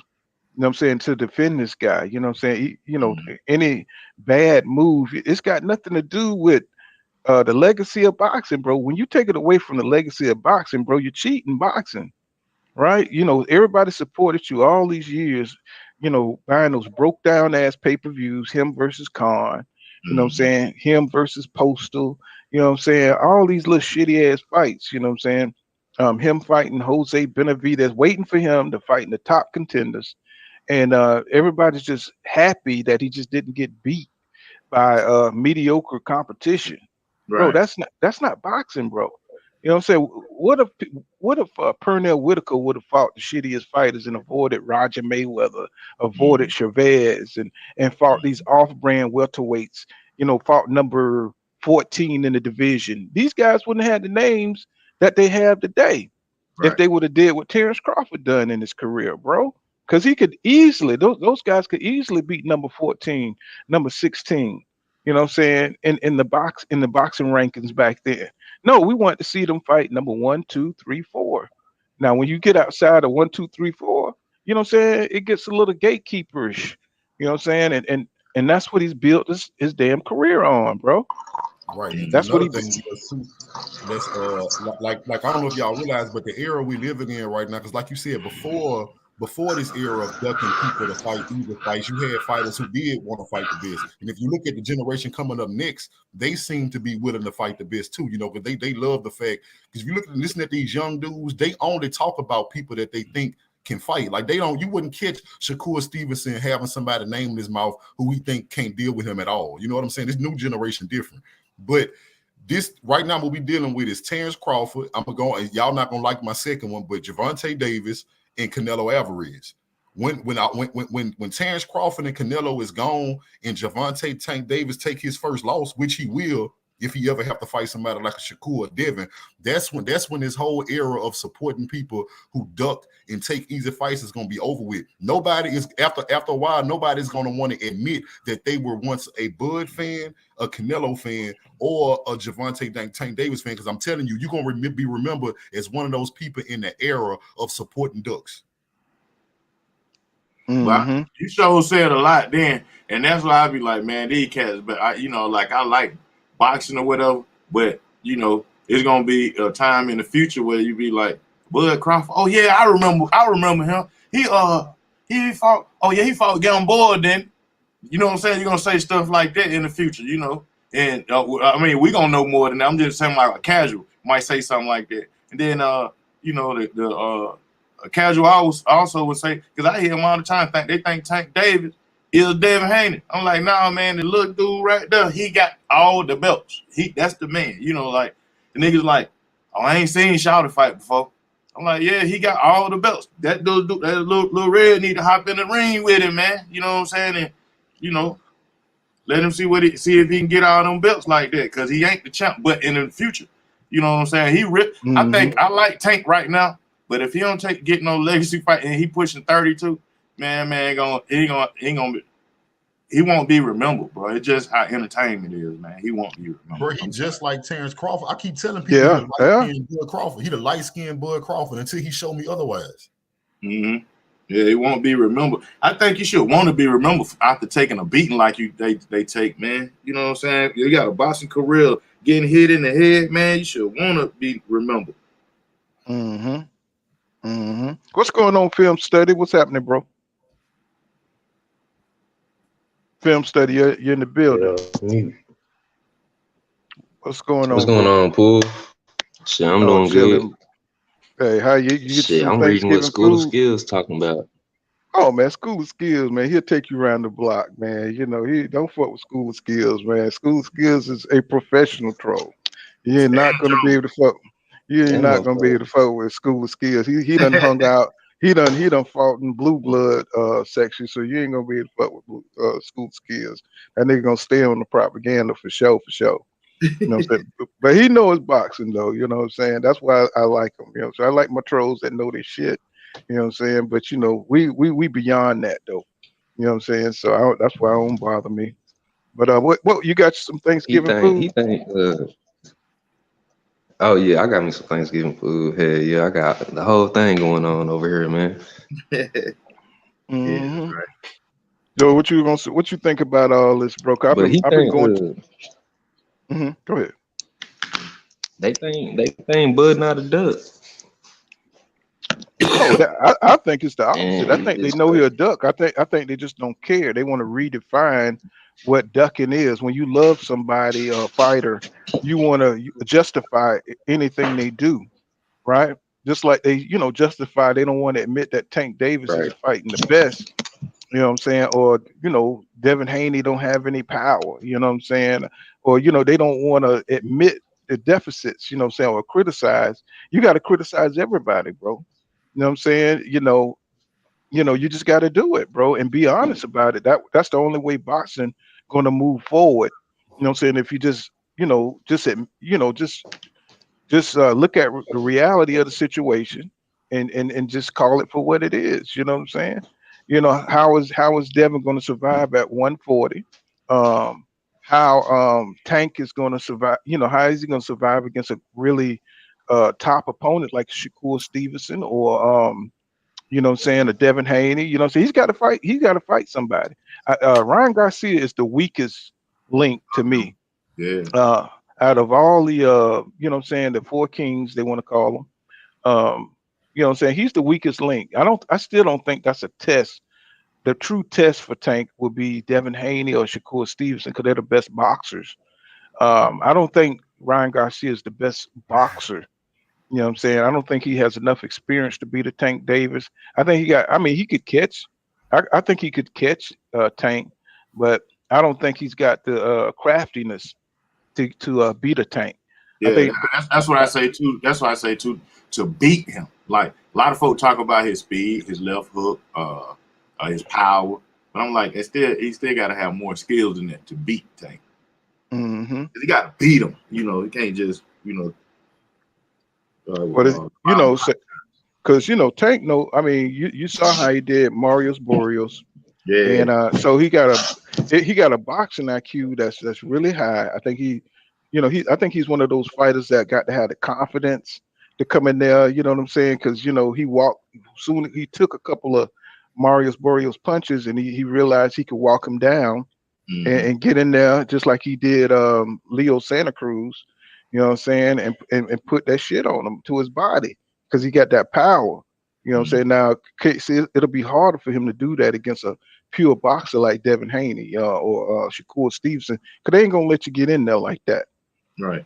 And but so he would have to use his boxing craftiness to catch them. Yeah. You know what I'm saying? So that's why those fights probably not going to happen because he don't want to face that kind of challenge. You know what I'm saying? And that's being 27, he need those fights right now because those guys are younger than him. You know what I'm saying? He needs those fights right now. You know what I'm saying? Before he get up there 30, he's not going to take those fights when he get older and he has less ability, his ability start to wane in the ring. He ain't gonna take if he don't take those challenges now, he'll never take them. That's what King Judah was saying. You know what I'm saying? So I agree with that. You know what I'm saying? Don Jenkins, the Gotcha Gamer says, he said I can see if EJ talks reckless to Bud or Fan. He said that's never happens. You're a clown, homie. He said Bud does what he says, okay. That happens. You're a clown, homie. Bud does what you do. He said throw stones and hide your hand. And see that the hell going on? What's going on? What's going on? Let's see. Charles Young says Bud fans don't buy his fights. Yeah, you know what I'm saying. TZ Frank says he says Keyshawn Davis and TL fighting on the 10. Huh? TL what? Keyshawn Davis and TL. Is he asking a question? Teofimo Lopez. No, he's fighting Sandor Martin. He's fighting Sandor Martin. You know, which is a good fight for him. That's a good fight for him. You know, I think they on the same card though, ain't? Well, yeah, I think so. No. Keyshawn Davis. Oh yeah, that's right. He's top right. Yeah, they bringing out everybody. Shoo. What's his name? Tiger Johnson. All them guys coming out to fight on 10. They for the bury. They're trying to bury Crawford's card. Yeah, man. And watch this, man. I thought a lot of those cats were part of Crawford gym, man. Yeah, you know, but you saw the undercard, right? Terry Crawford. I ain't see it yet. Who on the undercard? They found it. Hold on, because I was pulling it up. Hold on. Oh, you still ain't gonna know. Only person, the most popular person on there is Cyborg. You know what I'm saying? Chris Cyborg. Chris Cyborg, an overaged MMA fighter. You know what I'm saying? Like, bro, that's the only person you know. Ain't nobody. Well, let me tell you something about that. That was a reaching for the bottom of the barrel because Chris Cyborg was never nothing special in MMA. It's not like you went and got an MMA star because Cyborg is not an MMA star.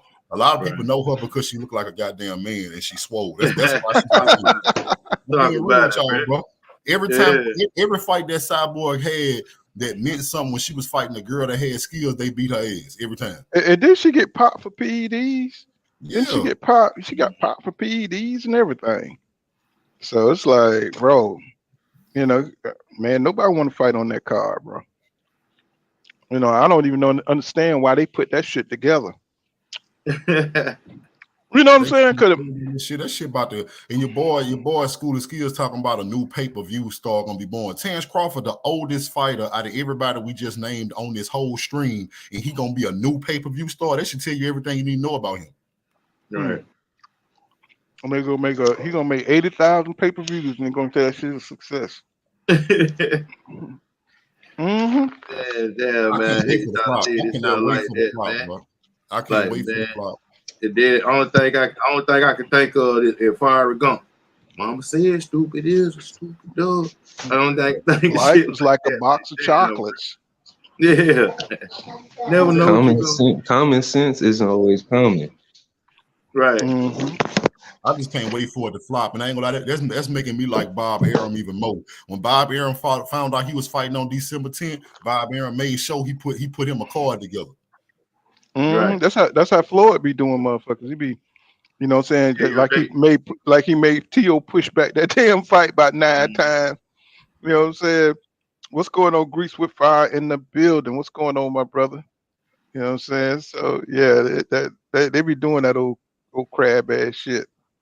Let's see. Let me go down and catch up on some of these. What's going on, C. Dewberry? What's going on? I see you out there, Andre Smith. What's going on? You know what's going on, Kevin Ringo? He said Crawford never wanted to fight Spence. He said he always wishy-washy and tried to avoid it. And when he found out he was going into the Hall of Fame, that was his scapegoat. He just want money. Well, that's the problem with Crawford. You know what I'm saying? All the skills and shit in the world, but, you know, he don't want to put it up against, you know what I'm saying, great competition. He ain't going in the Hall of Fame. Not so soon, bad guy. You know what I'm saying? Because everybody who's if you was a celebrity that day, everybody got their hand cast. Just pull it up. Hand casting at Hall of Fame. All celebrities, including Terrence Crawford, got it. He ain't solidified in that Hall of Fame till your name go in that ballot box. You know what I mean? Your name on that ballot sheet and the moves he making. Them folk, even though we may not know how they write them names down, they listening to and watching as well as we are. You know what I'm saying? They see what's going on, and it take that first 5 years of his retirement, he ain't gonna be mentioned. He ain't gonna get right on in like Floyd Mayweather did. Well, the thing is, he can go. He can go because you look at it, but look how many Hall of Famers in the Hall of Fame that we never talk about. They can put him in there all he want. He will not be remembered. Yeah, that's a whole nother thing itself. Yeah. In all my years of watching boxing, I never heard a boxer talk so much about going into the Hall of Fame as much as Terrence Crawford. You know what I'm saying? So it's almost like he's cheerleading his own career. You know what I'm saying? He's trying to put himself in the Hall of Fame. You know what I'm saying? And that's another thing that make you look at him sideways. It's like, why are you putting yourself in the Hall of Fame, bro? You still fighting, bro. You still trying to prove shit out here. Right. You got a chance for undisputed second time, and you don't want it. You know what I'm saying? So it's like you're sowing the seeds to for the biggest disappointment in boxing history. That's crazy, man. You can ask him all day if he wanted it. He'll say yeah to you in your face. But reality is, you know what I'm saying? We see what our reality is like, dude, you went the other way. So even if you did want it, we can't tell you. So Candy Slim 501, you know what I'm saying? He ran along with School of Skills them. He said y'all know Bud would have KO Regis and JT. Stop the cap. I don't know shit because he didn't fight him. I don't know shit. Hey, from what I seen Jose Benavidez, Bud is weak to the body, bro. You know what I'm saying? Because you hit Bud to the body with some power, bro. That dude, he ain't durable, bro. And Prograis like to go to the body. That's what I'm saying. That's what he do. And but yeah, he didn't. But we'll never know because he never had that type of talent to face. He never had that type of talent to face, and that's the problem with Bud Crawford. He never had that kind of talent in the ring. So we'll never know. And he's talking about the damn Hall of Fame already. So, he's already acting like he's going to retire. You know what I'm saying? So, that's crazy, bro. Yeah, one interview we were watching, he was talking about injuries and shit. I'm like, this man got he pulled out the heart player, the string player, and all that shit, man. I'm like, this nigga got a whole sad song going on, but you better hang them gloves up, nigga. Shit. You gonna start singing that song, boy. I got to think about the future, man. Got children. Hey, School of Skills is an idiot, man. Y'all reading that shit? They said they won't fight. He's a complete idiot. Fight still at 154. He's not going just yet. That's messing EJ up. Kind of, sort of. I wouldn't say it's messing EJ up because he can vacate one of those belts and let his homeboy fight for it. So, it ain't his name already in the history books. Jamel Charlo's name is already written down. So it wouldn't be messing EJ up. It can help EJ out to get his plight started at 154 if Terrence Crawford play around. So but hop your ass on this panel, School of Skills. Hop your ass on this panel, dude. But I don't mind, if Charlo say something like that because he had a hard run for Undisputed. You know what I'm saying? The way he ran for Undisputed was difficult. He had to go through trials and tribulations. He had to go through some really talented fighters. That's the difference. That's the difference. So he could say something like that. But if you ain't have no competition, bro, you know what I'm saying? You can't be talking that shit about the Hall of Fame. That nigga said Julius and Dongo. Like, what the fuck? Who is Julius and Dongo? What he do that special? Bro, don't follow School of Skills down that rabbit hole, bro. That's what he do, bro. You know what I'm saying? Don't follow School of Skills down that rabbit hole. He'll take you for a trip. and drop you off and shit. You know, following behind that bullshit. Mm-mm. He would take you down for a trip, bro. That's what he do. What's going on? What's going on, Gene Gomez? Long time no see, my brother. You know what I'm saying? Long time no see. Uh, this is Don Jenkins, the Gotcha Gamer. He says, Bud wanted both eyes for Christmas. He said, he said he ain't fooling me, school. And it's you know, it's funny, but it's the truth. You know, say Bud don't want that kind of conflict in his life. He got a dude that's at the top of his game. You know what I'm saying? That's why, I mean, because he would have fought Virgil. I seen some shit where they were talking about Bud called out Virgil Ortiz and stuff like that. And I was like, man, get out of here, man. You know what I'm saying? They would have been, I mean, Virgil Ortiz would fight Terrence Crawford because he don't look like he's you know, he don't look the same. He don't look like he's invincible anymore. You know what I'm saying? And I think Virgil Ortiz would gladly jump on that to get that WBO championship. You know what I'm saying? It's just the fact that they faking it's the fact that they faking moves now. I don't like that. You know what I'm saying? They faking moves and they lying about moves. And I'm like, bro, when have we ever seen it? Maybe they've done it before and we just didn't know it. But now that we see how our top fighters are moving, bro, it's just disappointing to me. You know, because now I don't believe in Crawford's talent.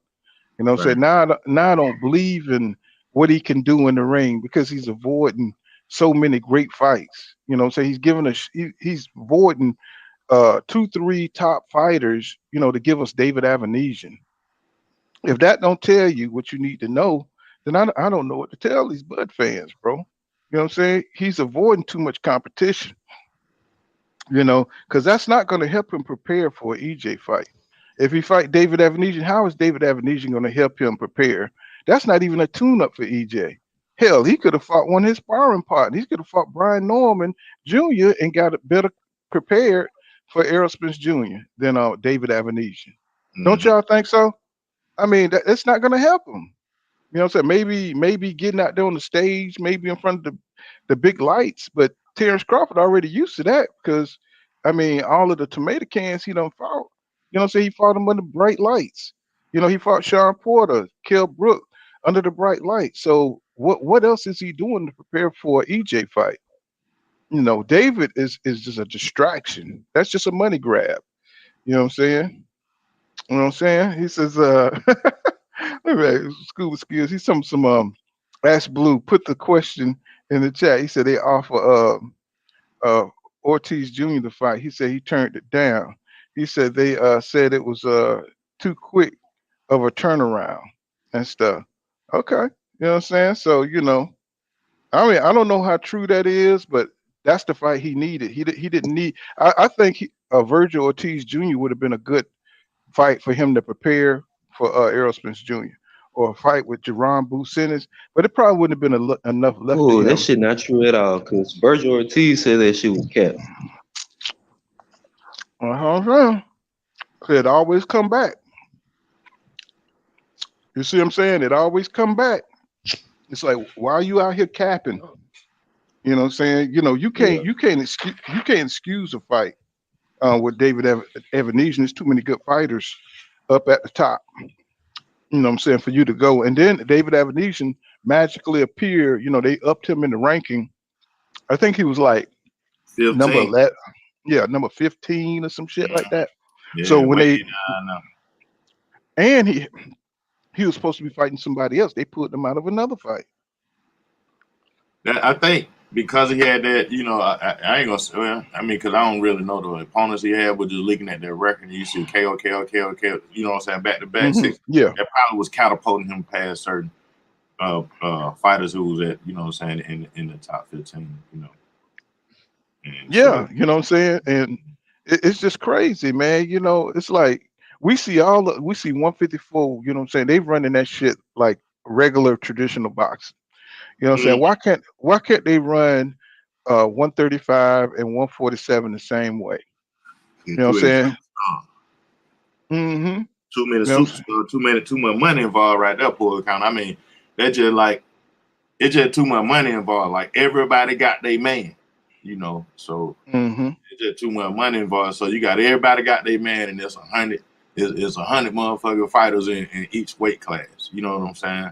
So it just you know, you would want it to go like in some type of bracket style, but shit, these folk, you know, as long as they got the belts or they got some type of ranking, they defend that rank, then you know a lot of stuff can't be mandated and stuff. Well, one thing we be missing too is like, you know what I'm saying, whoever the big star is, you know, they really don't want to mess with Tank because, you know, you know, they're That not makes so the much sanctioning bodies are not going to make money unless they have belts on their waists, right? right. Because they get a percentage. So you got to think, if you get a big card like Errol Spence Jr., you know what I'm saying, whoever got those regular belts or whatever be on the card, the sanctioning body is going to make the money off those guys, and they're gonna make, you know what I'm saying, whoever, whatever rankings they in, stacked up under the card, they're gonna make a hell of a lot of money depending on who they put on those cards. Right. So a lot of that is factors in too. You know what I'm saying? Like with who they put number one and how they put them up in the rankings. You know what I'm saying? Who they gonna make the money from? What sanctioning body they stack up under? That's how they making these deals. They because standing owners be fighting on was supposed to be fighting on that EJ Terrence Crawford card. That's money towards. So it's the politics is in the business of what we see and how these fights are being put together. Who's fighting on the cards? Who's making money off the cards? So a lot of that maneuvering, you know what I'm saying? Because you know Al Heyman, he got the champion, so he could call up the WBA or the WBC, and he can make these damn moves. You know what I'm saying? So Terrence Crawford gonna get up off that belt. Is what I'm telling y'all. You know what I'm saying? Because Al Heyman got the money man in Errol Spence Jr. He got the belts. So, you know, he can call up WBO, hey man, you know what I'm saying? What we'll do is we'll make this here fight, you know what I'm saying, happen for you, and put you, y'all can get put on this card. And but what I want y'all to do is put Boots' ass on Terrence Crawford. And he made that kind of phone call, and that's what happened. You know what I'm saying? It's like we need him to move off the belt. You know what I'm saying? And that's what they did. You know what I'm saying? And Terrence Crawford, you know, they don't have those kind of connections without Bob Arum. You know what I'm saying? If Bob Arum can't put his hand in the money pot, you know what I'm saying? He said, let that nigga do what he got to do. You know what I'm saying? They feeding him to the wolves right now. And so, you know, Bud can flop like a fish out of water all he want to. But these dudes are inside the game. You know what I'm saying? He's not going to be able to sit on that belt. You know what I'm saying? He just on the outside looking in. So, you know, he could go ahead and he can stall all he want to. You know what I'm saying? But Al, he done already made it happen. So he's going to have to vacate or fight Errol Spence Jr., or he's going to have to fight that boy uh, Jerome Bucenis, and I don't think he want to go that way. You know what I'm saying? So that's what it is. The School of Skills, he is up in this mug. He says that Crawford wasn't making the fight. He said BLK Prime was, and they tell Crawford afterwards. He said Bud one of the top 10 fighters. Bro, Bud has never in his career, you know what I'm saying, looked for a top 10 fighter. You know what I'm saying? Was Jose Benavidez a top 10 fighter? Was Aegis Kavalauskas a top 10 fighter? You know what I'm saying? You know what I'm saying? When you got Danny Garcia, you had Keith Thurman and you had all back then. He never looked for a damn. Well, let's say the top. He never looked for the top of the division, bro. You know, so let's just keep it real. You know, so he always fought the off-brand dudes. You know what I'm saying? That's just what it is, bro. We just He's got to not be even honest. challenging BLK Prime, telling him why the fuck you giving me this fight. He not even gonna challenge the fucking promotion. Like the same shit with Bob Arum and Top Ring. He ain't challenged these motherfuckers. Be like, why are you giving me these fucking bums? Like Shakur Stevenson said, Top Rank better stop playing with my fucking career. Y'all giving me all these bum ass fighters, but don't give a fuck. Low risk, high reward. That's been his fucking motto since he came into 147. Hell, 140. Yeah. Right. I just nigga's don't a fucking understand fraud. why is it so hard for his fans to see that. I mean, when the proof is in his resume. It's in his actions, the way he moving. He not gonna challenge these motherfuckers. Like, why am I fighting David? Or like, y'all couldn't give me a better fight than that. Right. It's a startup. Like, come on, bro. Like, this nigga don't give a fuck with that shit. This nigga fighting motherfuckers number 25 in the rankings, and then all of a sudden when he fight them, they come up, they number 7 all of a sudden. They number 8. And look, I know y'all get tank shit, but Bud could have did like he could have went up to 154 like how Tank did with 140. He could. I wouldn't give a fuck if he fought a fucking B+ fighter up there. At least you fighting somebody that's at 154. But he not even trying to do that. No nigga Bud truck that, man. He said if those names was offered to me, I would have. Man, I thought you know how to look at. If we know how to look at the rankings and all this, you supposed to know not only who ranked well. And if they was available and shit like that, not plugged in at, like, man, you got to be on that side of the fence too, cuz. How come somebody who can challenge you never come up? They never come up for Bud. You know what I'm saying? Something always happened. Something always happened the way he can't make that fight. Jerron Booth's name never come up. And Jerron Booth is always pushing for that fight. You know what I'm saying? Bozy Ennis said, Bud, he a boss, right? Why he ain't call us out? Oh, his name never come up. It's just missing. Right. You know what I'm saying? Ugas's name never came up. Yeah, nobody name. So conveniently, after 5 years, nobody name came up for this guy, but David Avenesian, bingo. You know what I'm saying? Look out, talking about somebody that nobody know. You know what I'm saying? Even hardcore boxing fans don't even know that dude. You know what I'm saying? So it's like, oh, his name came up. Okay. Man, Bud a European fighter. Nigga not even bro. He not black. He a European fighter. He on his Canelo shit. What's going on up? What's happening? Up echelon just into the building. What's happening, my brother? What's going on, fellas? What's going on? What's that, man? What's going on? What you got on it, bro? Give me like 3 minutes. I'll roll this thing up and I'll be ready to talk in 3 minutes. Hey, man, a poor kind of boxing. We don't support no alcohol drinking. You know what I'm saying? We Christian Academy over here.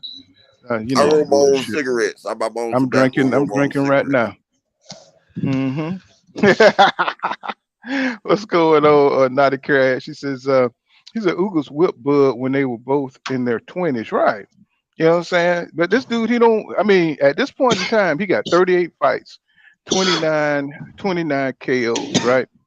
Why is this guy hesitant? With a record like that, you wouldn't think a champion like that would be hesitant to take on the best fights. But he's like an old ass champion that still need to take a step up fight, bro. That don't make no damn sense. That don't make no sense. You know what I'm saying? And every time there's time for him to prove himself and step up and fight a better type of fight, like a Ugas, like some of the name brand welterweights, it's not gonna happen. I don't know what to tell you. I mean, if it hasn't happened by now, it's never gonna happen. The nigga old now.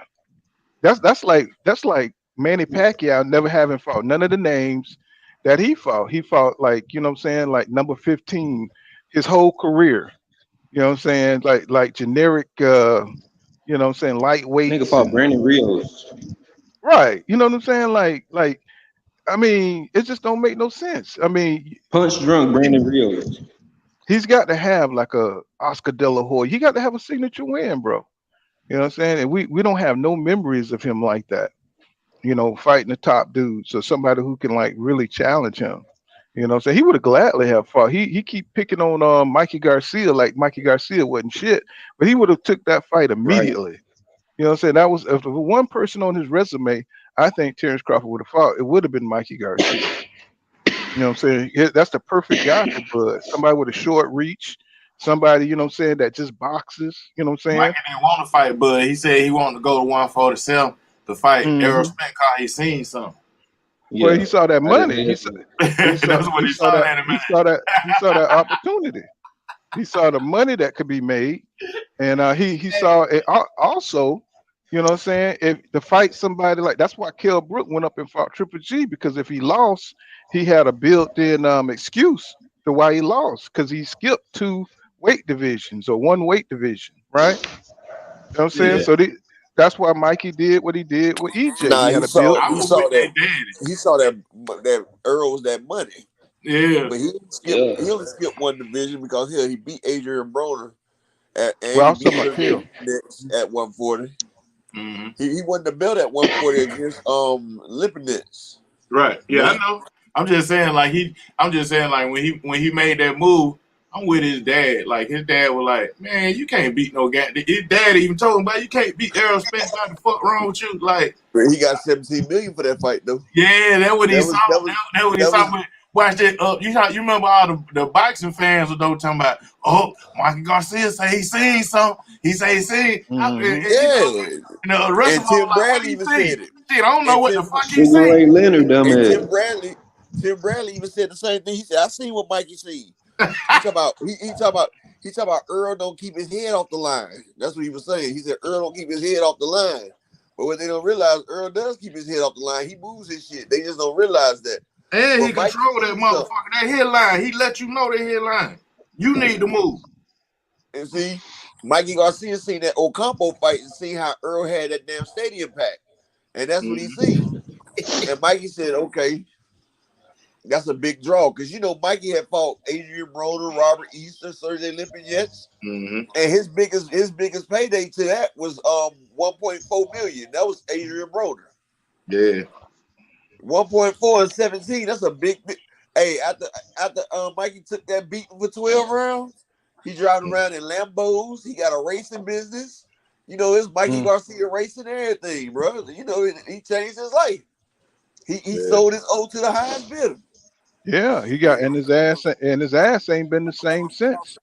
You know what I'm saying? He beat his ass. That motherfucker UCC lost to Sandor Martin after that shit. Cause that nigga he can't operate the same. He didn't really train for that Sandor Martin fight, man. He was 1 foot in racing, 1 foot in all that shit, man. Mm-hmm. Mm-hmm. I think Earl beat the fight out that man. He said so. Mm-hmm. The man say he ain't white boxing no more. But after you have a fight like that, you don't have to worry about shit else. You feel me? Mm-hmm. You done set up yourself for the rest of your life. If you and your family can't live off 17 million for the rest of your life, something wrong. Mm-hmm.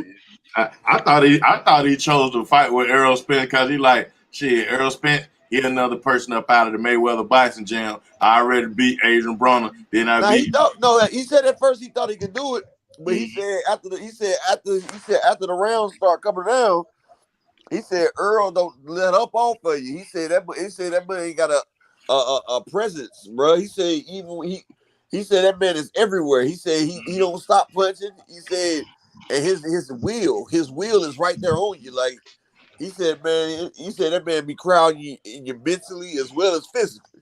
Mm-hmm. He said you can't. He said usually in a fight he can take a quick break. He said he couldn't get a break. And he said his only break was when he sat at the stool.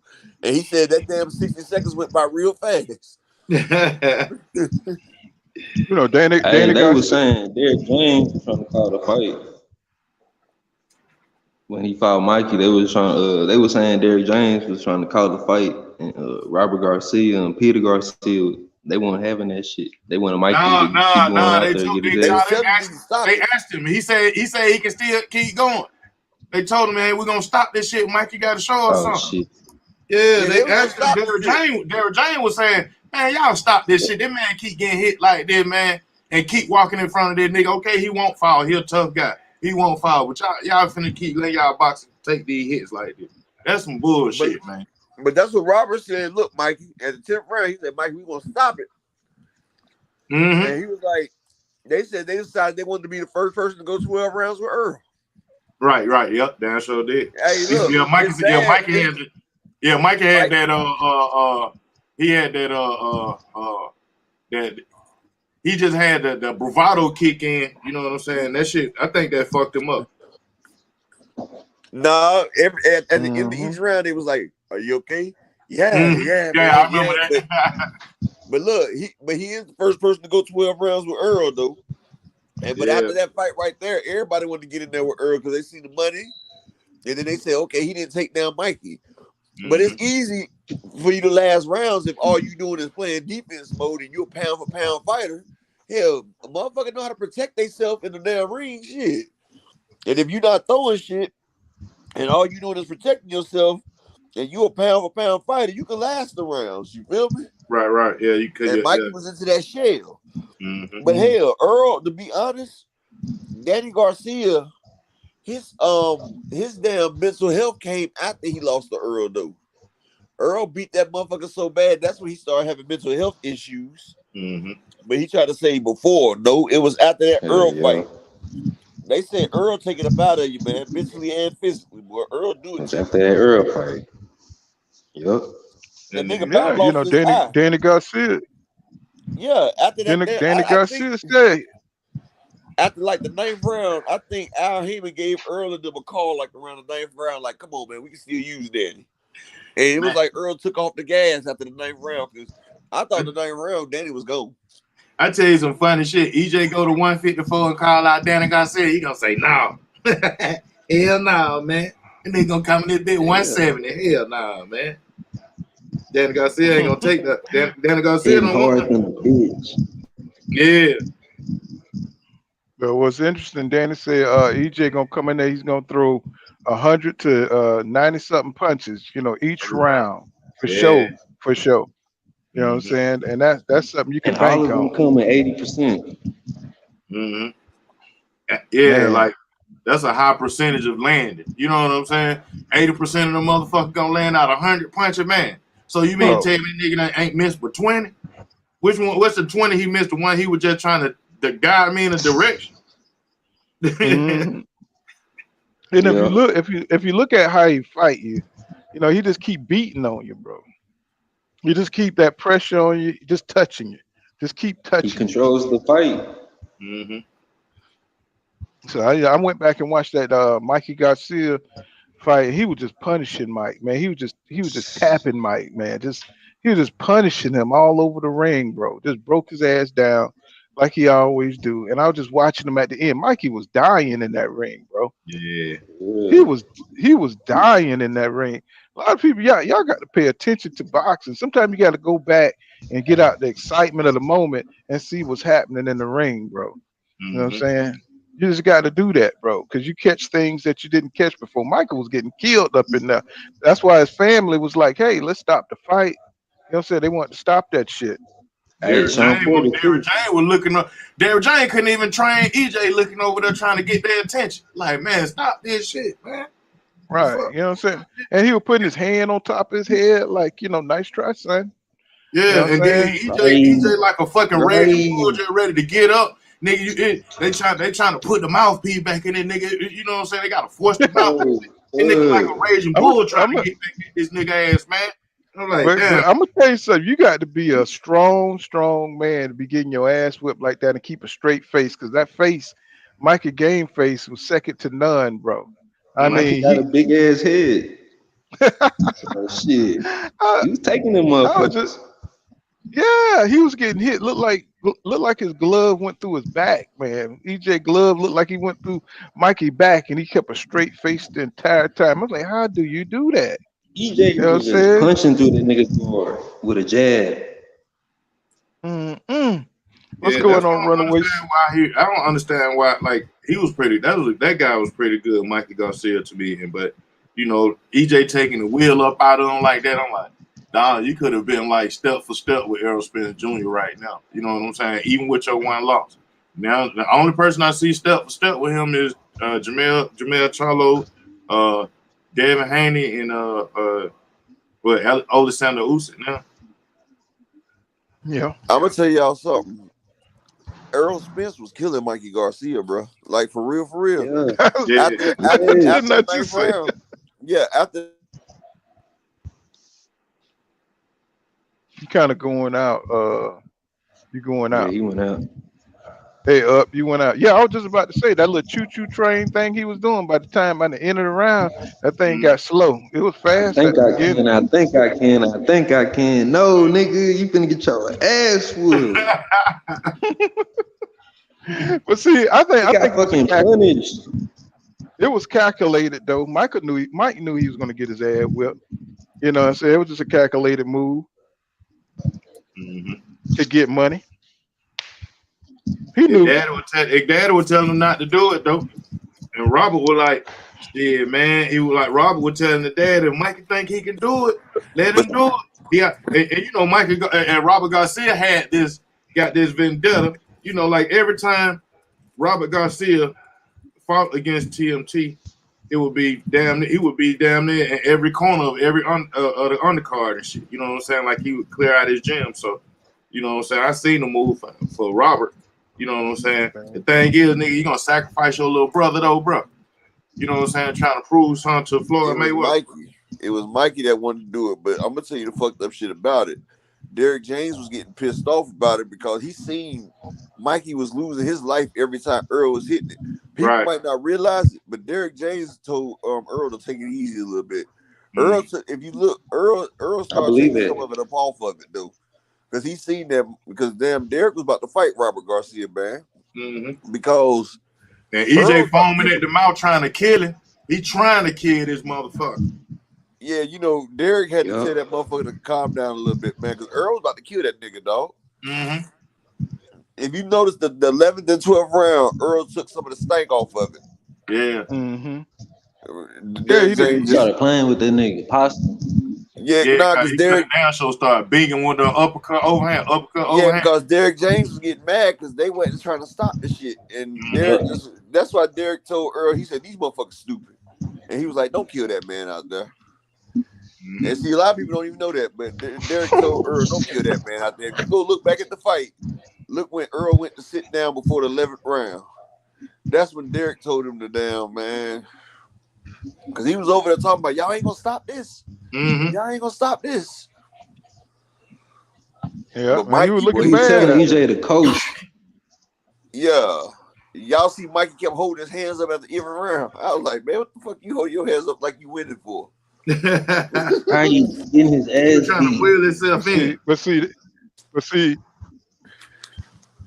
that's the same reason T.O. talking about fighting Errol Spence Jr. That's the same reason Rolly talking about fighting Errol Spence Jr. Because they know they're gonna make some money. You know what I'm saying?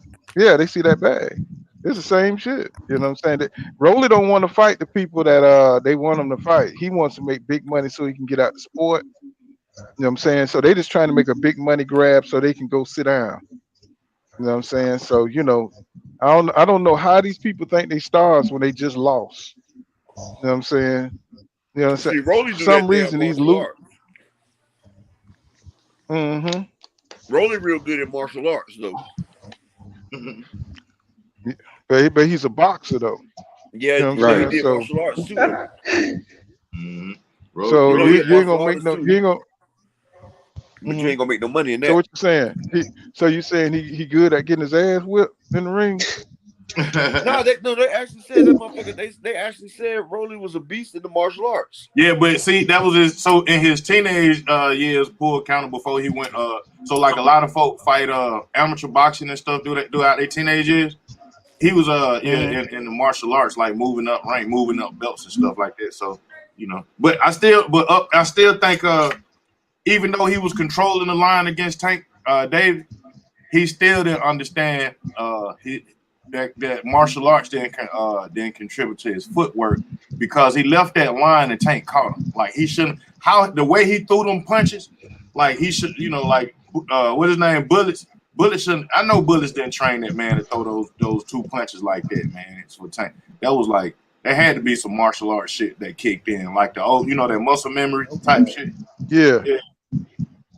Like, man, that was some, because I'm like, man, this nigga, because Tank say he felt the shit. He was like, man, I was trying to stay away from this motherfucker, you know, and get it and set it foot right. And hit him.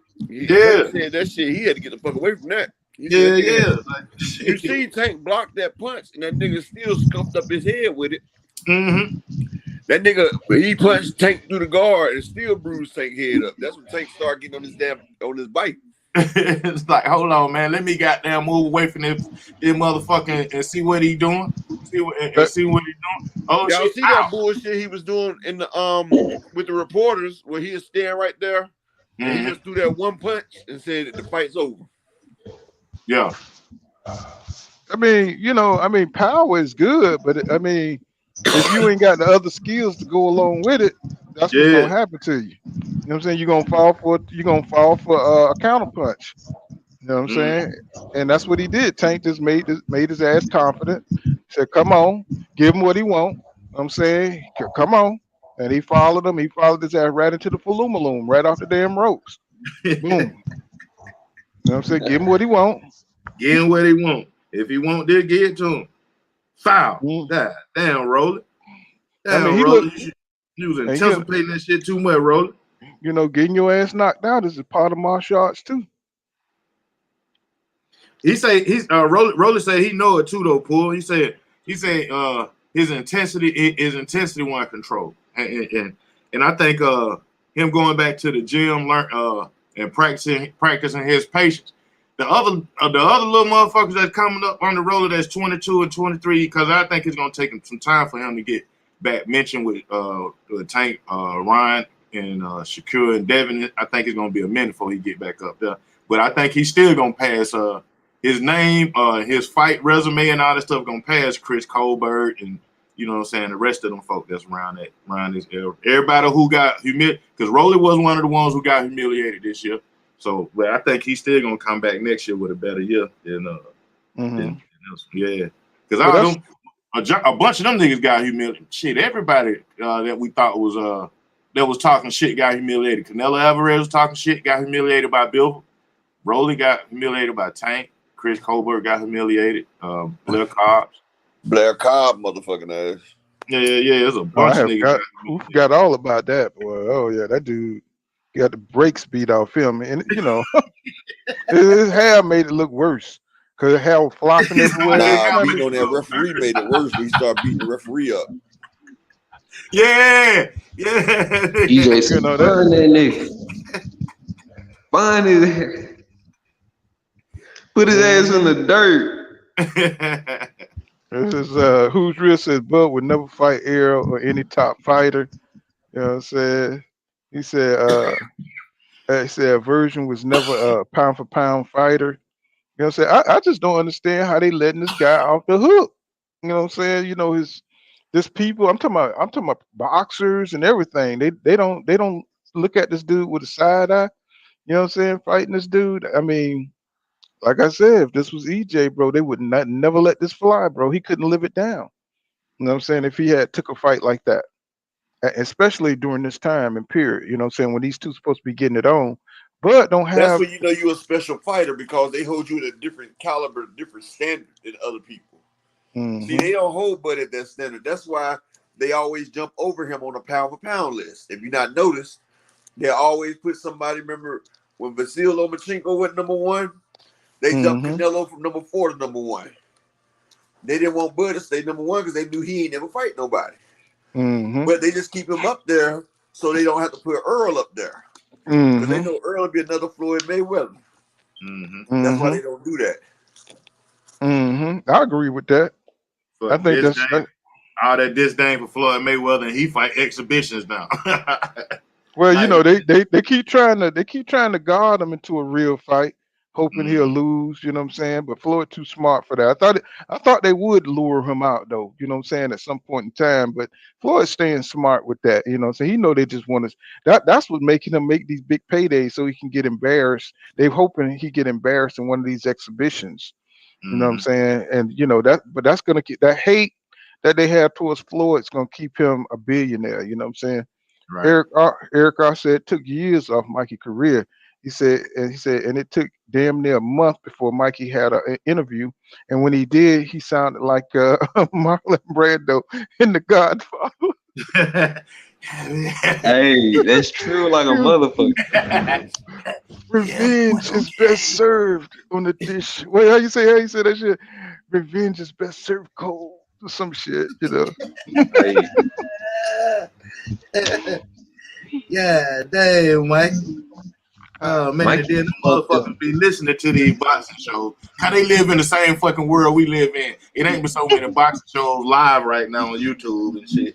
You know what I'm saying? So them motherfuckers listen to these boxing shows in the gym and shit, so they hear us talking shit about them. I mean, they got the man personal videos floating around. They hate the man so bad. They got his, where he's dancing with his friends and shit that they hate. Now that's true hate right there. You don't see nobody, let me see. I got to mute one of you because you got a lot of background on. Let me just mute you. Yeah, they got my man. They got personal videos of my man with his friends and shit. You know what I'm saying? And Jones and all. I was like, bro, that ain't boxing, bro. What are y'all doing? You know what I'm saying? You know what I'm saying? Calling the man all kind of names and stuff. I guess it's good for clicks and views for people, you know what I'm saying, who personally dislike EJ. You know what I'm saying? But to real boxing channels, nobody care about that kind of personal stuff. You know what I'm saying? Now these dudes are weirdos. You know, they got weirdo cult channels. You know what I'm saying? That just built around hating on fighters. You know what I'm saying? So it's like some kind of hate support group or hate groups. You know what I'm saying, that they have for certain celebrities. And it's just kind of weird to see. You know what I'm saying? I'd be like, I don't go. I just see them. You know what I'm saying? I see the video and I already know what it's about. You know what I'm saying? I don't even click into it. I just see it on the thumbnail.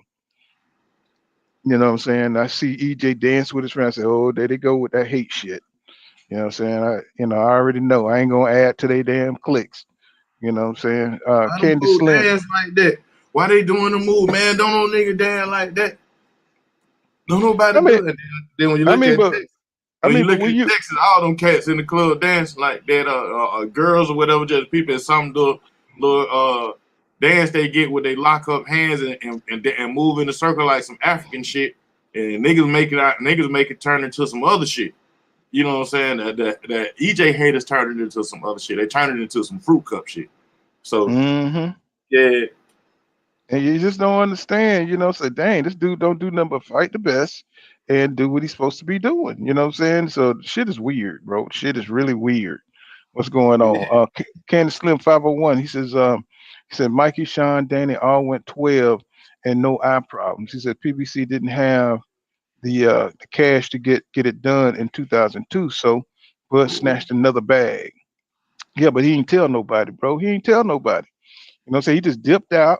And then he tried to all lay of the them shit. Went to the hospital though. Every last one of them names went to the hospital. Mikey, Sean, and Danny all went to the hospital with severe body conditions, man. Every last one of them. I mean, see, that's what I mean. They only mention what they want you to know, and that's how Bud do. He only put out half truths. You know what I'm saying? He don't tell you the whole situation. You know what I'm saying? He don't tell you the whole situation. You know what I'm saying? Hey, Can Slim need to ask Michael Garcia, even though he shelled up his eyes, and Danny Garcia shelled up his eye, and Michael and Sean Porter shelled up his eye. Ask them what other part of their body was pain in their ass. Danny Garcia, he must didn't see Danny Garcia after that fight. Right.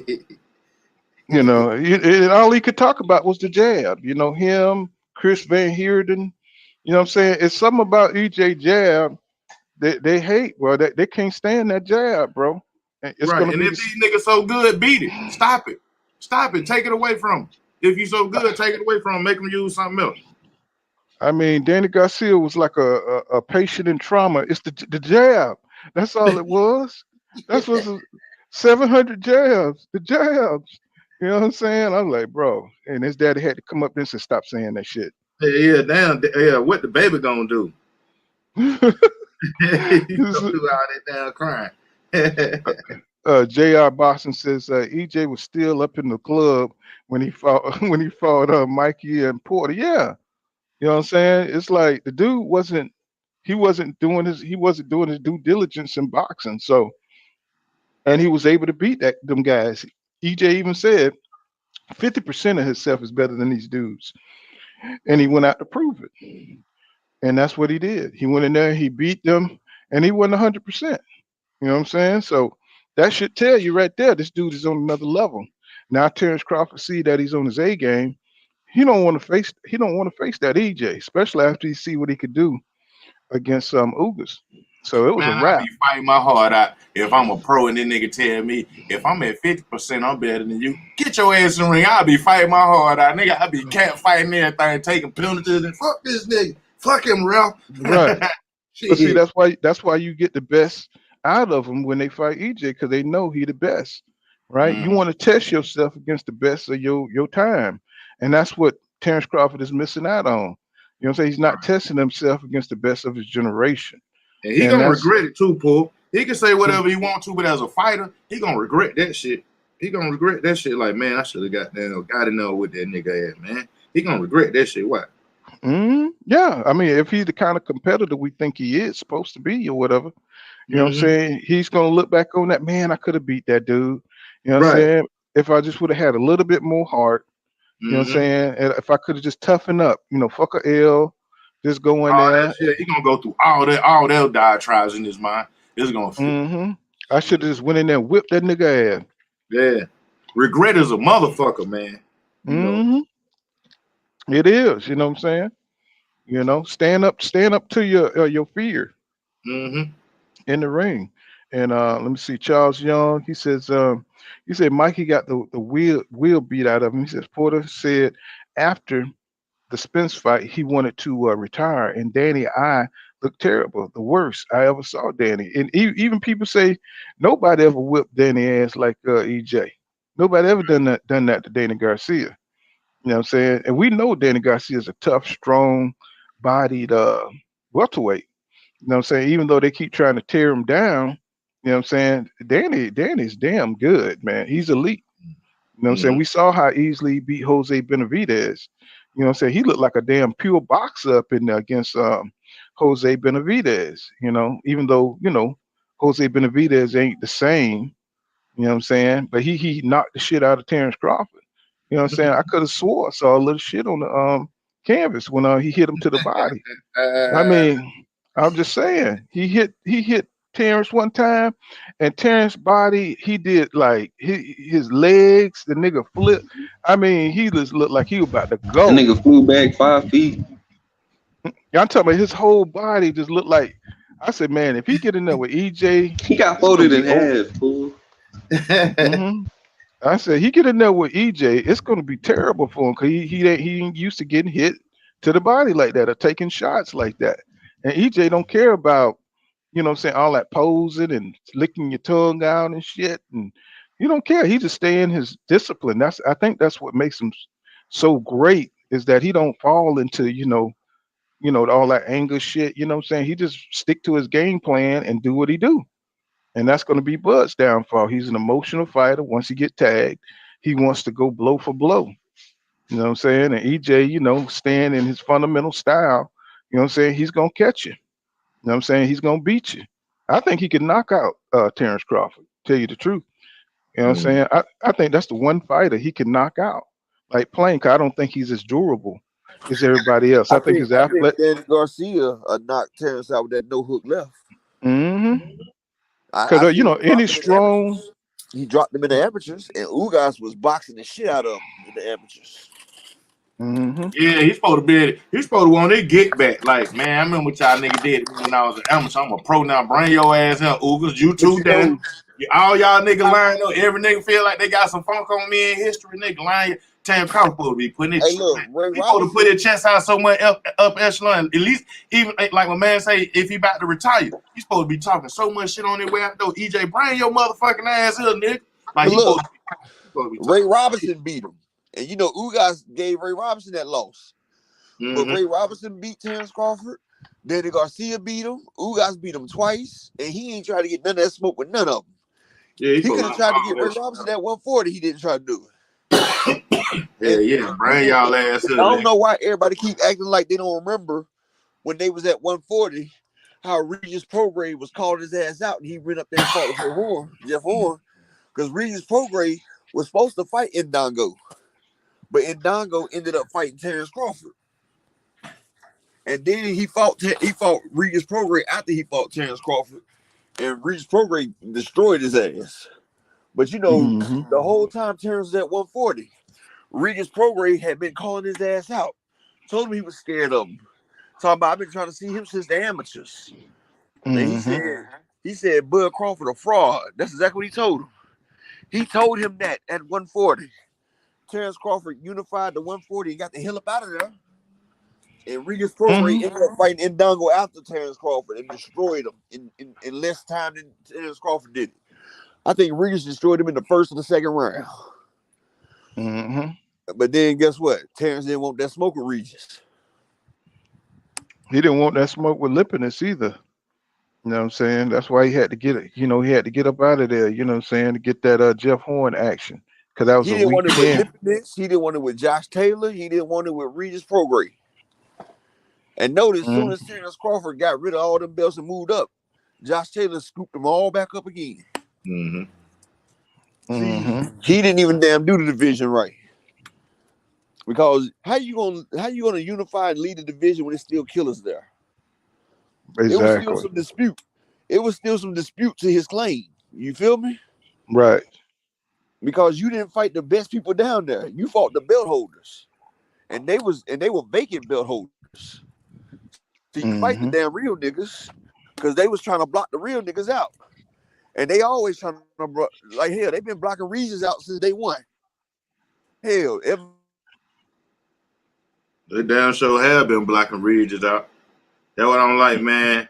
Regis had to withstorm the goddamn the and hell, Regis was trying to get with Ramirez Asian running all that shit. Regis would destroy Crawford. Regis destroys a lot of them people, boy. And Crawford know that shit. That's why Crawford don't want no smoke. See, he been living his life as a lie. I think Josh Taylor can come up and beat Crawford. And as long as he has a fight before Crawford, I wouldn't have him make his first fight with Crawford. Because I think Taylor would need at least a fight to adjust.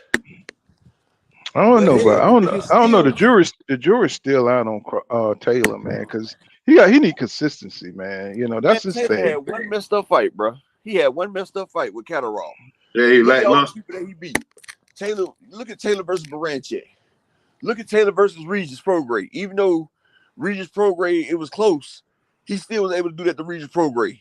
Crawford wouldn't do that to Prograis. I mean, shit. Taylor had the hardest damn motherfucking undisputed run so far. No, I think Jamel had the hardest. You know what I'm saying? I think Jamel had the hardest run. I think it was harder than Taylor. I think You don't Regis think so? Prograis tougher than anybody Jamel faced on his run. Ruberu's a beast, dog. I mean, Who? Brian Castano, he all right. And What? Jason ain't that. Jason ain't. But I mean, Jason. But what about the duel battle with Tony Harrison? You don't think that was a hard road part of, you know? He made it harder than what it was supposed to be, bro. With Tony Harrison by sticking his chin out there, huh? Yeah, I'm talking about Charlo made that fight harder than what it should have been, dog. The first one. Yeah. Yeah, but I think that was a harder run than Josh Taylor, because I think he had more talent to beat, you know what I'm saying, than Josh Taylor. You know what I'm saying? So that's what I'm saying. Josh Taylor had to beat Ramirez, he had to beat Ruberu, and he had to beat hell, he even beat Poststyle and Baranchek as well. Yeah, but you I don't know. I just think that at 154 is a difference. You know what I'm saying, than fighting them dudes down there at 140. Jason You know. Rosario is okay, but he ain't no top level guy. Oh, he was. He had Rosario he just had got a couple of blasted. belts. He had what? He had a couple of belts. Yeah, he got that from J-Rock. He got that shit from J-Rock. And J-Rock ain't no world beater. You know what I'm saying? J-Rock just got lucky on motherfucking your boy. Because you see, that was J-Rock's only credible win. That nigga got put to sleep versus Charlo. No, that's a close one. Man, Rosario beat J-Rock, and Rosario got blasted. By Jamal, right? Yeah, Jamil. No, I mean, I remember the history, but I'm just looking at. I don't think Rosario fought both. I remember the history. I mean, I just don't think. Man, Rosario just cost me some money a couple weeks ago, man. God, because I'm thinking that he was pretty good. I'm thinking that he was pretty damn good. And that he nigga just got stomach, beat. man. That nigga stomach. He got the same issues Keith Thurman got. That nigga got he just got blasted blasted he just got blasted by a motherfucker that he was 3-1 favored over, man. I mean, he hit that nigga a couple of. That nigga hit. Bro, he fucked up my parlay. I was cussing. I don't know what he got going on to the body, bro. He must be got some kind of rupture in his body or something. Cause it don't take much. With that damn shot. That nigga fucked up my damn 5-pick with a damn 500 on it. I mean, I thought that was gonna be a good fight. Already had an upset on that too. That nigga went down, bro, like a damn tree. Damn. Yeah, timber. That nigga went right on down. Rosario cost me like $4,000, and Montana Love cost me about $6,000. Because the ticket I had Montana Love on, I had the upset on that one too. I was happy as hell because I had damn Bivol on that ticket. I was doing good as hell on that shit.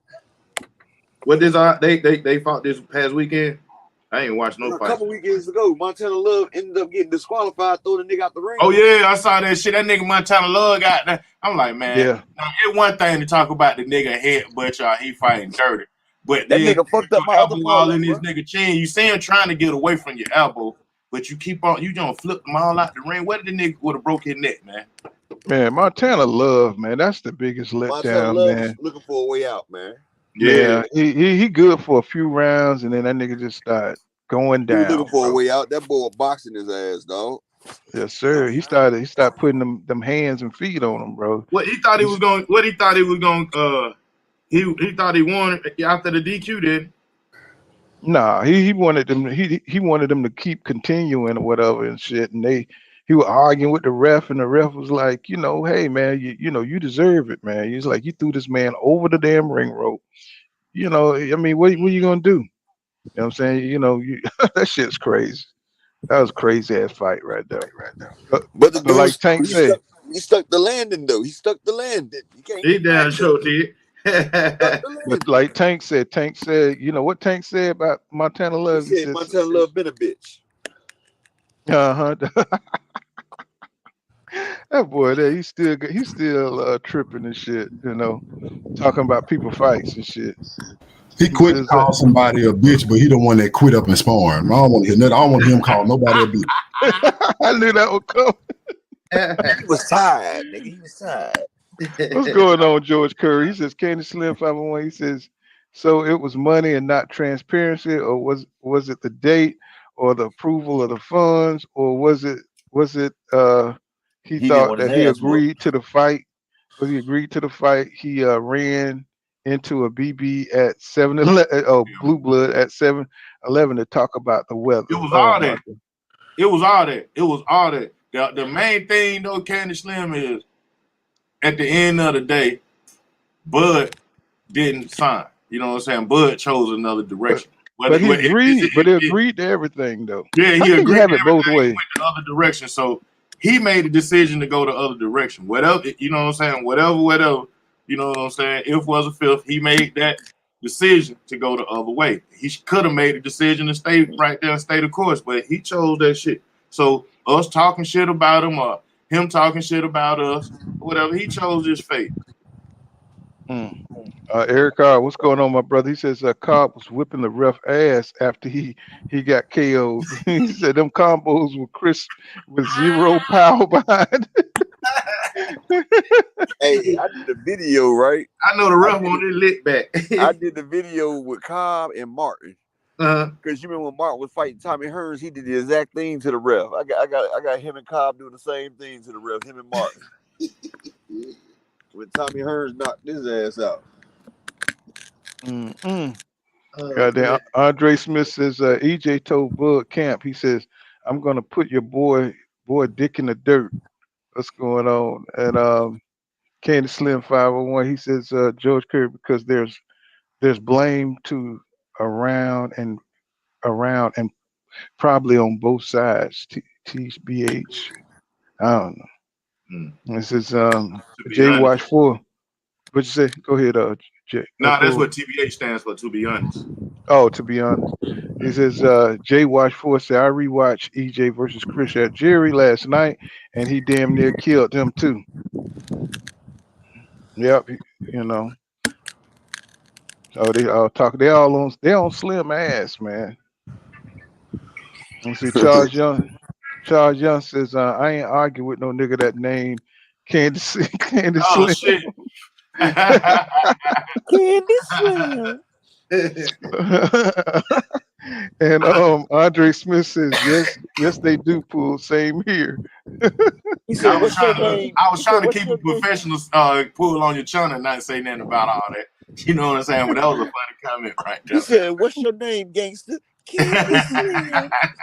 He said, "What's your name, gangster?" Candy Slim. That's like calling another nigga delicious. Yeah. Let's see. Divine Abundance. Divine Abundance. What's up, Queen? He says, may I please have help for food and shelter? My newborn and what? My And my newborn newborn hotel 80 and baby formula $35. Anything help us. Thank you for your help. God bless you. Who said that? There's somebody in the audience. She put a cash app in there. Oh well, if y'all want to send us some money, y'all go right ahead. I mean, she put a cash app up. I mean, like the hustle is real, baby. Oh, that's some desperate hustling shit around Christmas time. Yes, sir. I She mean, get that. She get that PlayStation. Like this, you gotta do what you gotta do, though. You gotta get that PlayStation. A cute woman ain't never gotta ask people for no money. That shit. That's probably a whole nigga and shit. I know what I'm saying. I said, probably a whole fat nigga done ran out of honey buns and shit. You know what I'm saying? That nigga whole nigga right there. A woman ain't never gotta ask no nigga for no money. Let's see. Simon Tyler says, bro, he said that's why they taking their time.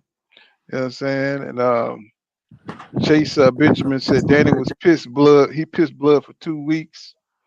And Chase Benjamin says, he said, and Bud not worth 22 million out the gate. What's going on, Jay Smith? I see you, my brother. What's happening? And Chase Benjamin says best jab in boxing. And Andre Smith says, he says, but he said, now look at EJ. He said the man changed his life after that accident. He brought a farm, the man down strap season. That's what's up. You know, so Jay Smith says, I remember when Porter said EJ was jealous of him, and EJ started laughing. EJ said, what I'm supposed to be jealous of about Porter. And Porter think everybody, he think he got the most business acumen out of everybody. Hey, EJ shut his ass down though. He was like, nigga, I was offered that job first. He said, I was offered that job first. And I told him, I'm not about to be reporting on all these people. Porter like, huh? You was offered the job first? Yeah, I was offered it first. He said, yeah, Porter think he the most articulate nigga ever. You know what I'm saying? Like, yeah, like he the boxing TI.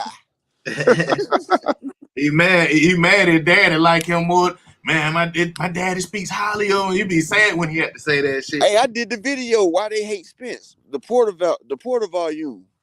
He was mad because his dad came home bragging about this new young Olympian while he was still pro. And Porter was like, well, I'm gonna have to come down there and give him some work. Porter was a professional fighter coming to the Olympic tryouts to give damn Errol some work and got work early. And then that's when Kenny and Porter was like, we ain't gonna try that nigga. You fighting a damn amateur and he giving you some work and you supposed to be a world-class fighter already. I tell you, but Kenny Porter, man, did y'all see that interview he did? I forgot what that guy named, Joel something. You know what I'm saying? He was just talking about, you know, growing up and how hard he had it and shit. You know what I'm saying? I was like, this dude here, he kind of grew up on the rough side. You know what I'm saying? Oh, yeah, he did. He did. That's why he tried to get Sean. He saw Sean was a moneymaker. He like, look, you gonna get us out of this shit. Right. I wonder how his other son Kenny would have done. You know what I'm saying? If he wouldn't have went in another direction. You know. I think what Bowley put into my comment. Kenny was a boxer too. I seen when Kenny and Sean was both boxing. Yeah, Kenny was fighting on Tough Man shit. I couldn't wait to watch his ass on. He used to fight on remember when Fox Sports first started and they used to have Tough Man competition with them, and then sometimes they had them big ass gloves and shit. Yeah, Kenny Porter one of them nigga, man. And Brian McIntyre was a Tough Man dude.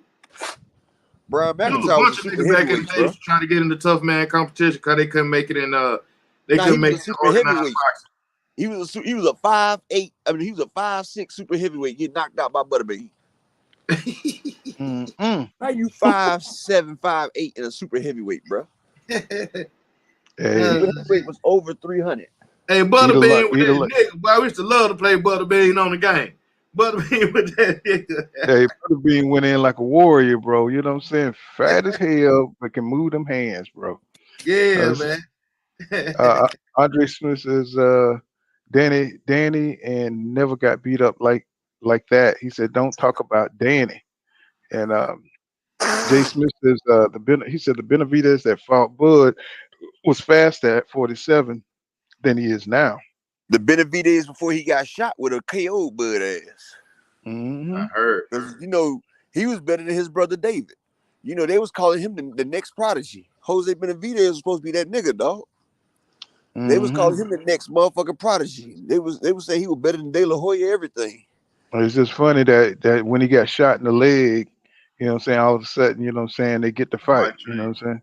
Yeah, but you know, your leg, that's where all your shit come from. That's where your power come from. That's where your movement come from. That's where your footwork come from. And this nigga was walking Bud down with one leg. And that's why I was like, I said, Bud, this is a one-legged man in the ass kicking contest, and he kicking ass. Charles Young says, go ahead. Charles Young said, Earl, Bud. Go ahead. Now, you remember Earl and Bud was sitting there arguing, right? And he was like, nigga, you struggle with Benavidez. He said, Benavidez almost got you. And that's what he was talking about. Ocampo hurt you. He said, Ocampo hurt me. That's what I said, Bud full of shit. Man, Ocampo didn't even last the first round. Right. Earl stopped. You know, he just be saying any old thing. He like that's what I said, this nigga full of shit. Like a chick. I said, this nigga full of shit. He's talking about Ocampo hurt you. Yeah, he just be Ocampo trolling and shit. Round. Let me see. Charles Young says Bud was doing a lot of clinching against Porter. He says that's not going to work with Spence. And what's going on, Rami and Emily Jones? He says, what's up, Pool Counter Boxing and Chat? What's going on, Rami and Emily? And Eric Ross says, he said, how are you one fight away from standing alone in your era and you bullshitting to the highest degree? He said, I can't fuck with a Bud or any level after this last stunt. This nigga has a chance to do what Clarissa Shields did. Yeah. He has a chance to be 3-time undisputed. If he beat Earl, that's 2-time. Then he can go up to Charlo, challenge Charlo, make it 3-time. Just the thought of being great. Just the thought of being great. And a 4-belt era too, up echelon. That's unheard of shit, man. You say what? I said in a 4-belt era. Yeah. That's the only person that ever did is Clarissa Shields. Nobody has ever been 2 times undisputed in the 4-belt era. Nigga, you could make history. Then you wouldn't have to tell people about your Hall of Fame run. Yeah, motherfuckers gonna go look. Niggas gonna go look, want to go see. Niggas gonna know. That'll put you down as one of the best ever. Floyd ain't never do that shit. Sugar Ray ain't never do that shit, nigga. You talking about you want to be great. Nigga, you just want a paycheck, nigga. But like I said, he fights just like Andre Ward, bro. They sit there and do all that clinching and shit, then fighting and clinching and fighting and clinching. Nigga, that's that damn motherfucking bullshit way. That's like when you keep sweeping a motherfucker on Mortal Kombat. Like, you know, you just doing that cheap shit to win, nigga. You ain't ready to go out there and like Derek James said. A lot of motherfuckers don't want to fight. These niggas ain't fighting out here, bro. They want to box. They don't want to fight. A lot of these niggas don't fight. And Boots and them said that shit too. If you take a fight to a nigga, these niggas gonna give up. These niggas used to give up. Like, man, look at Terrence Crawford. Every fight he's been in, he rests between punches. He rests between rounds. He go against a motherfucker like Virgil Ortiz, a motherfucker like Montes Stanionis, a motherfucker like Earl Spence, who got that high volume, heavy work rate. He's gonna get fucked around. He can't take no days off. He can't sit there and relax. And everybody talk about, man, Bud starts slow. He be downloading data. No, he be getting his ass kicked, and then he has to switch over and put his power hand first. That's what makes Bud unique, is that he has his power hand first. So instead of him pulling his shot from back there, he got his right hand in the forefront so he can hook you while you trying to jab. That's how he get people. And he's 74 inches. So you might be out of range, but he's still in range just to hit you in the sweet spot. That's how he was doing people in 140 and 135, because he was a 147 pounder shrunk down. Bomac even said they shrunk him down. Jay Smith says, 5'8", 100. I mean, go ahead. No, I'm just gonna read Jay Smith. He says Keith's gonna ask for some 12-ounce gloves when he fight EJ. He said Keith don't want them 8-ounce gloves to the solar plex by EJ. Oh no, EJ's the A side, baby. He gonna bring the gloves to tell you. They said we want some 3-ounce gloves, nigga. Keith Thurman can't do nothing but sign on the dotted line, bro. That's it. Yeah, that's how I feel, man. Shit, don't be doing no extra talking or none of that shit, bro. Nigga, you should just be happy here. I'm happy. All right, yeah. They do fight though. I've been wanting to see that shit since 2017. So that's one of the ones you want to see. I've been wanting to see that more than Bud and Spence, bro. Honestly, I feel like that was a better fight than Bud and Spence. All right, yeah. I got an appointment. I got to get out of here, but we'll come back on later and chop it up later on tonight. And I'm saying, let me go handle some business. You know what I'm saying? All right, you know what I'm saying? I appreciate it. Everybody sliding through. You know what I'm saying? Good little session. You know what I'm saying? Say what now? Send me a text later. Oh, okay. No doubt. All right. Doubt. All right. We'll see y'all guys later. Probably same time, same place. You know what I'm saying? And we'll chop it up some more later, man. I appreciate everybody sliding through. Shaka Zulu. I see you out there, my brother. Lou Era, Grassroots. Thank you, bro. And Armstrong Fanatic. What's going on? J Wash 4. You know what I'm saying? We'll be back on later and we'll slide on through. We'll chop it up some more on this damn boxing shit. We'll talk about. I think fight tonight. I think your boy Regis Prograde. So we'll probably cover that. You know what I'm saying? Later on tonight. So you know what I'm saying? We'll be here. You know what I'm saying? Chopping it up on that. And y'all slide on back through, you know what I'm saying? I appreciate everybody, you know what I'm saying? But what I say, man, thanks for coming through. Law don't go around here, law dog. Savvy. See you guys in the next one. Peace. All right, baby, let's hit it.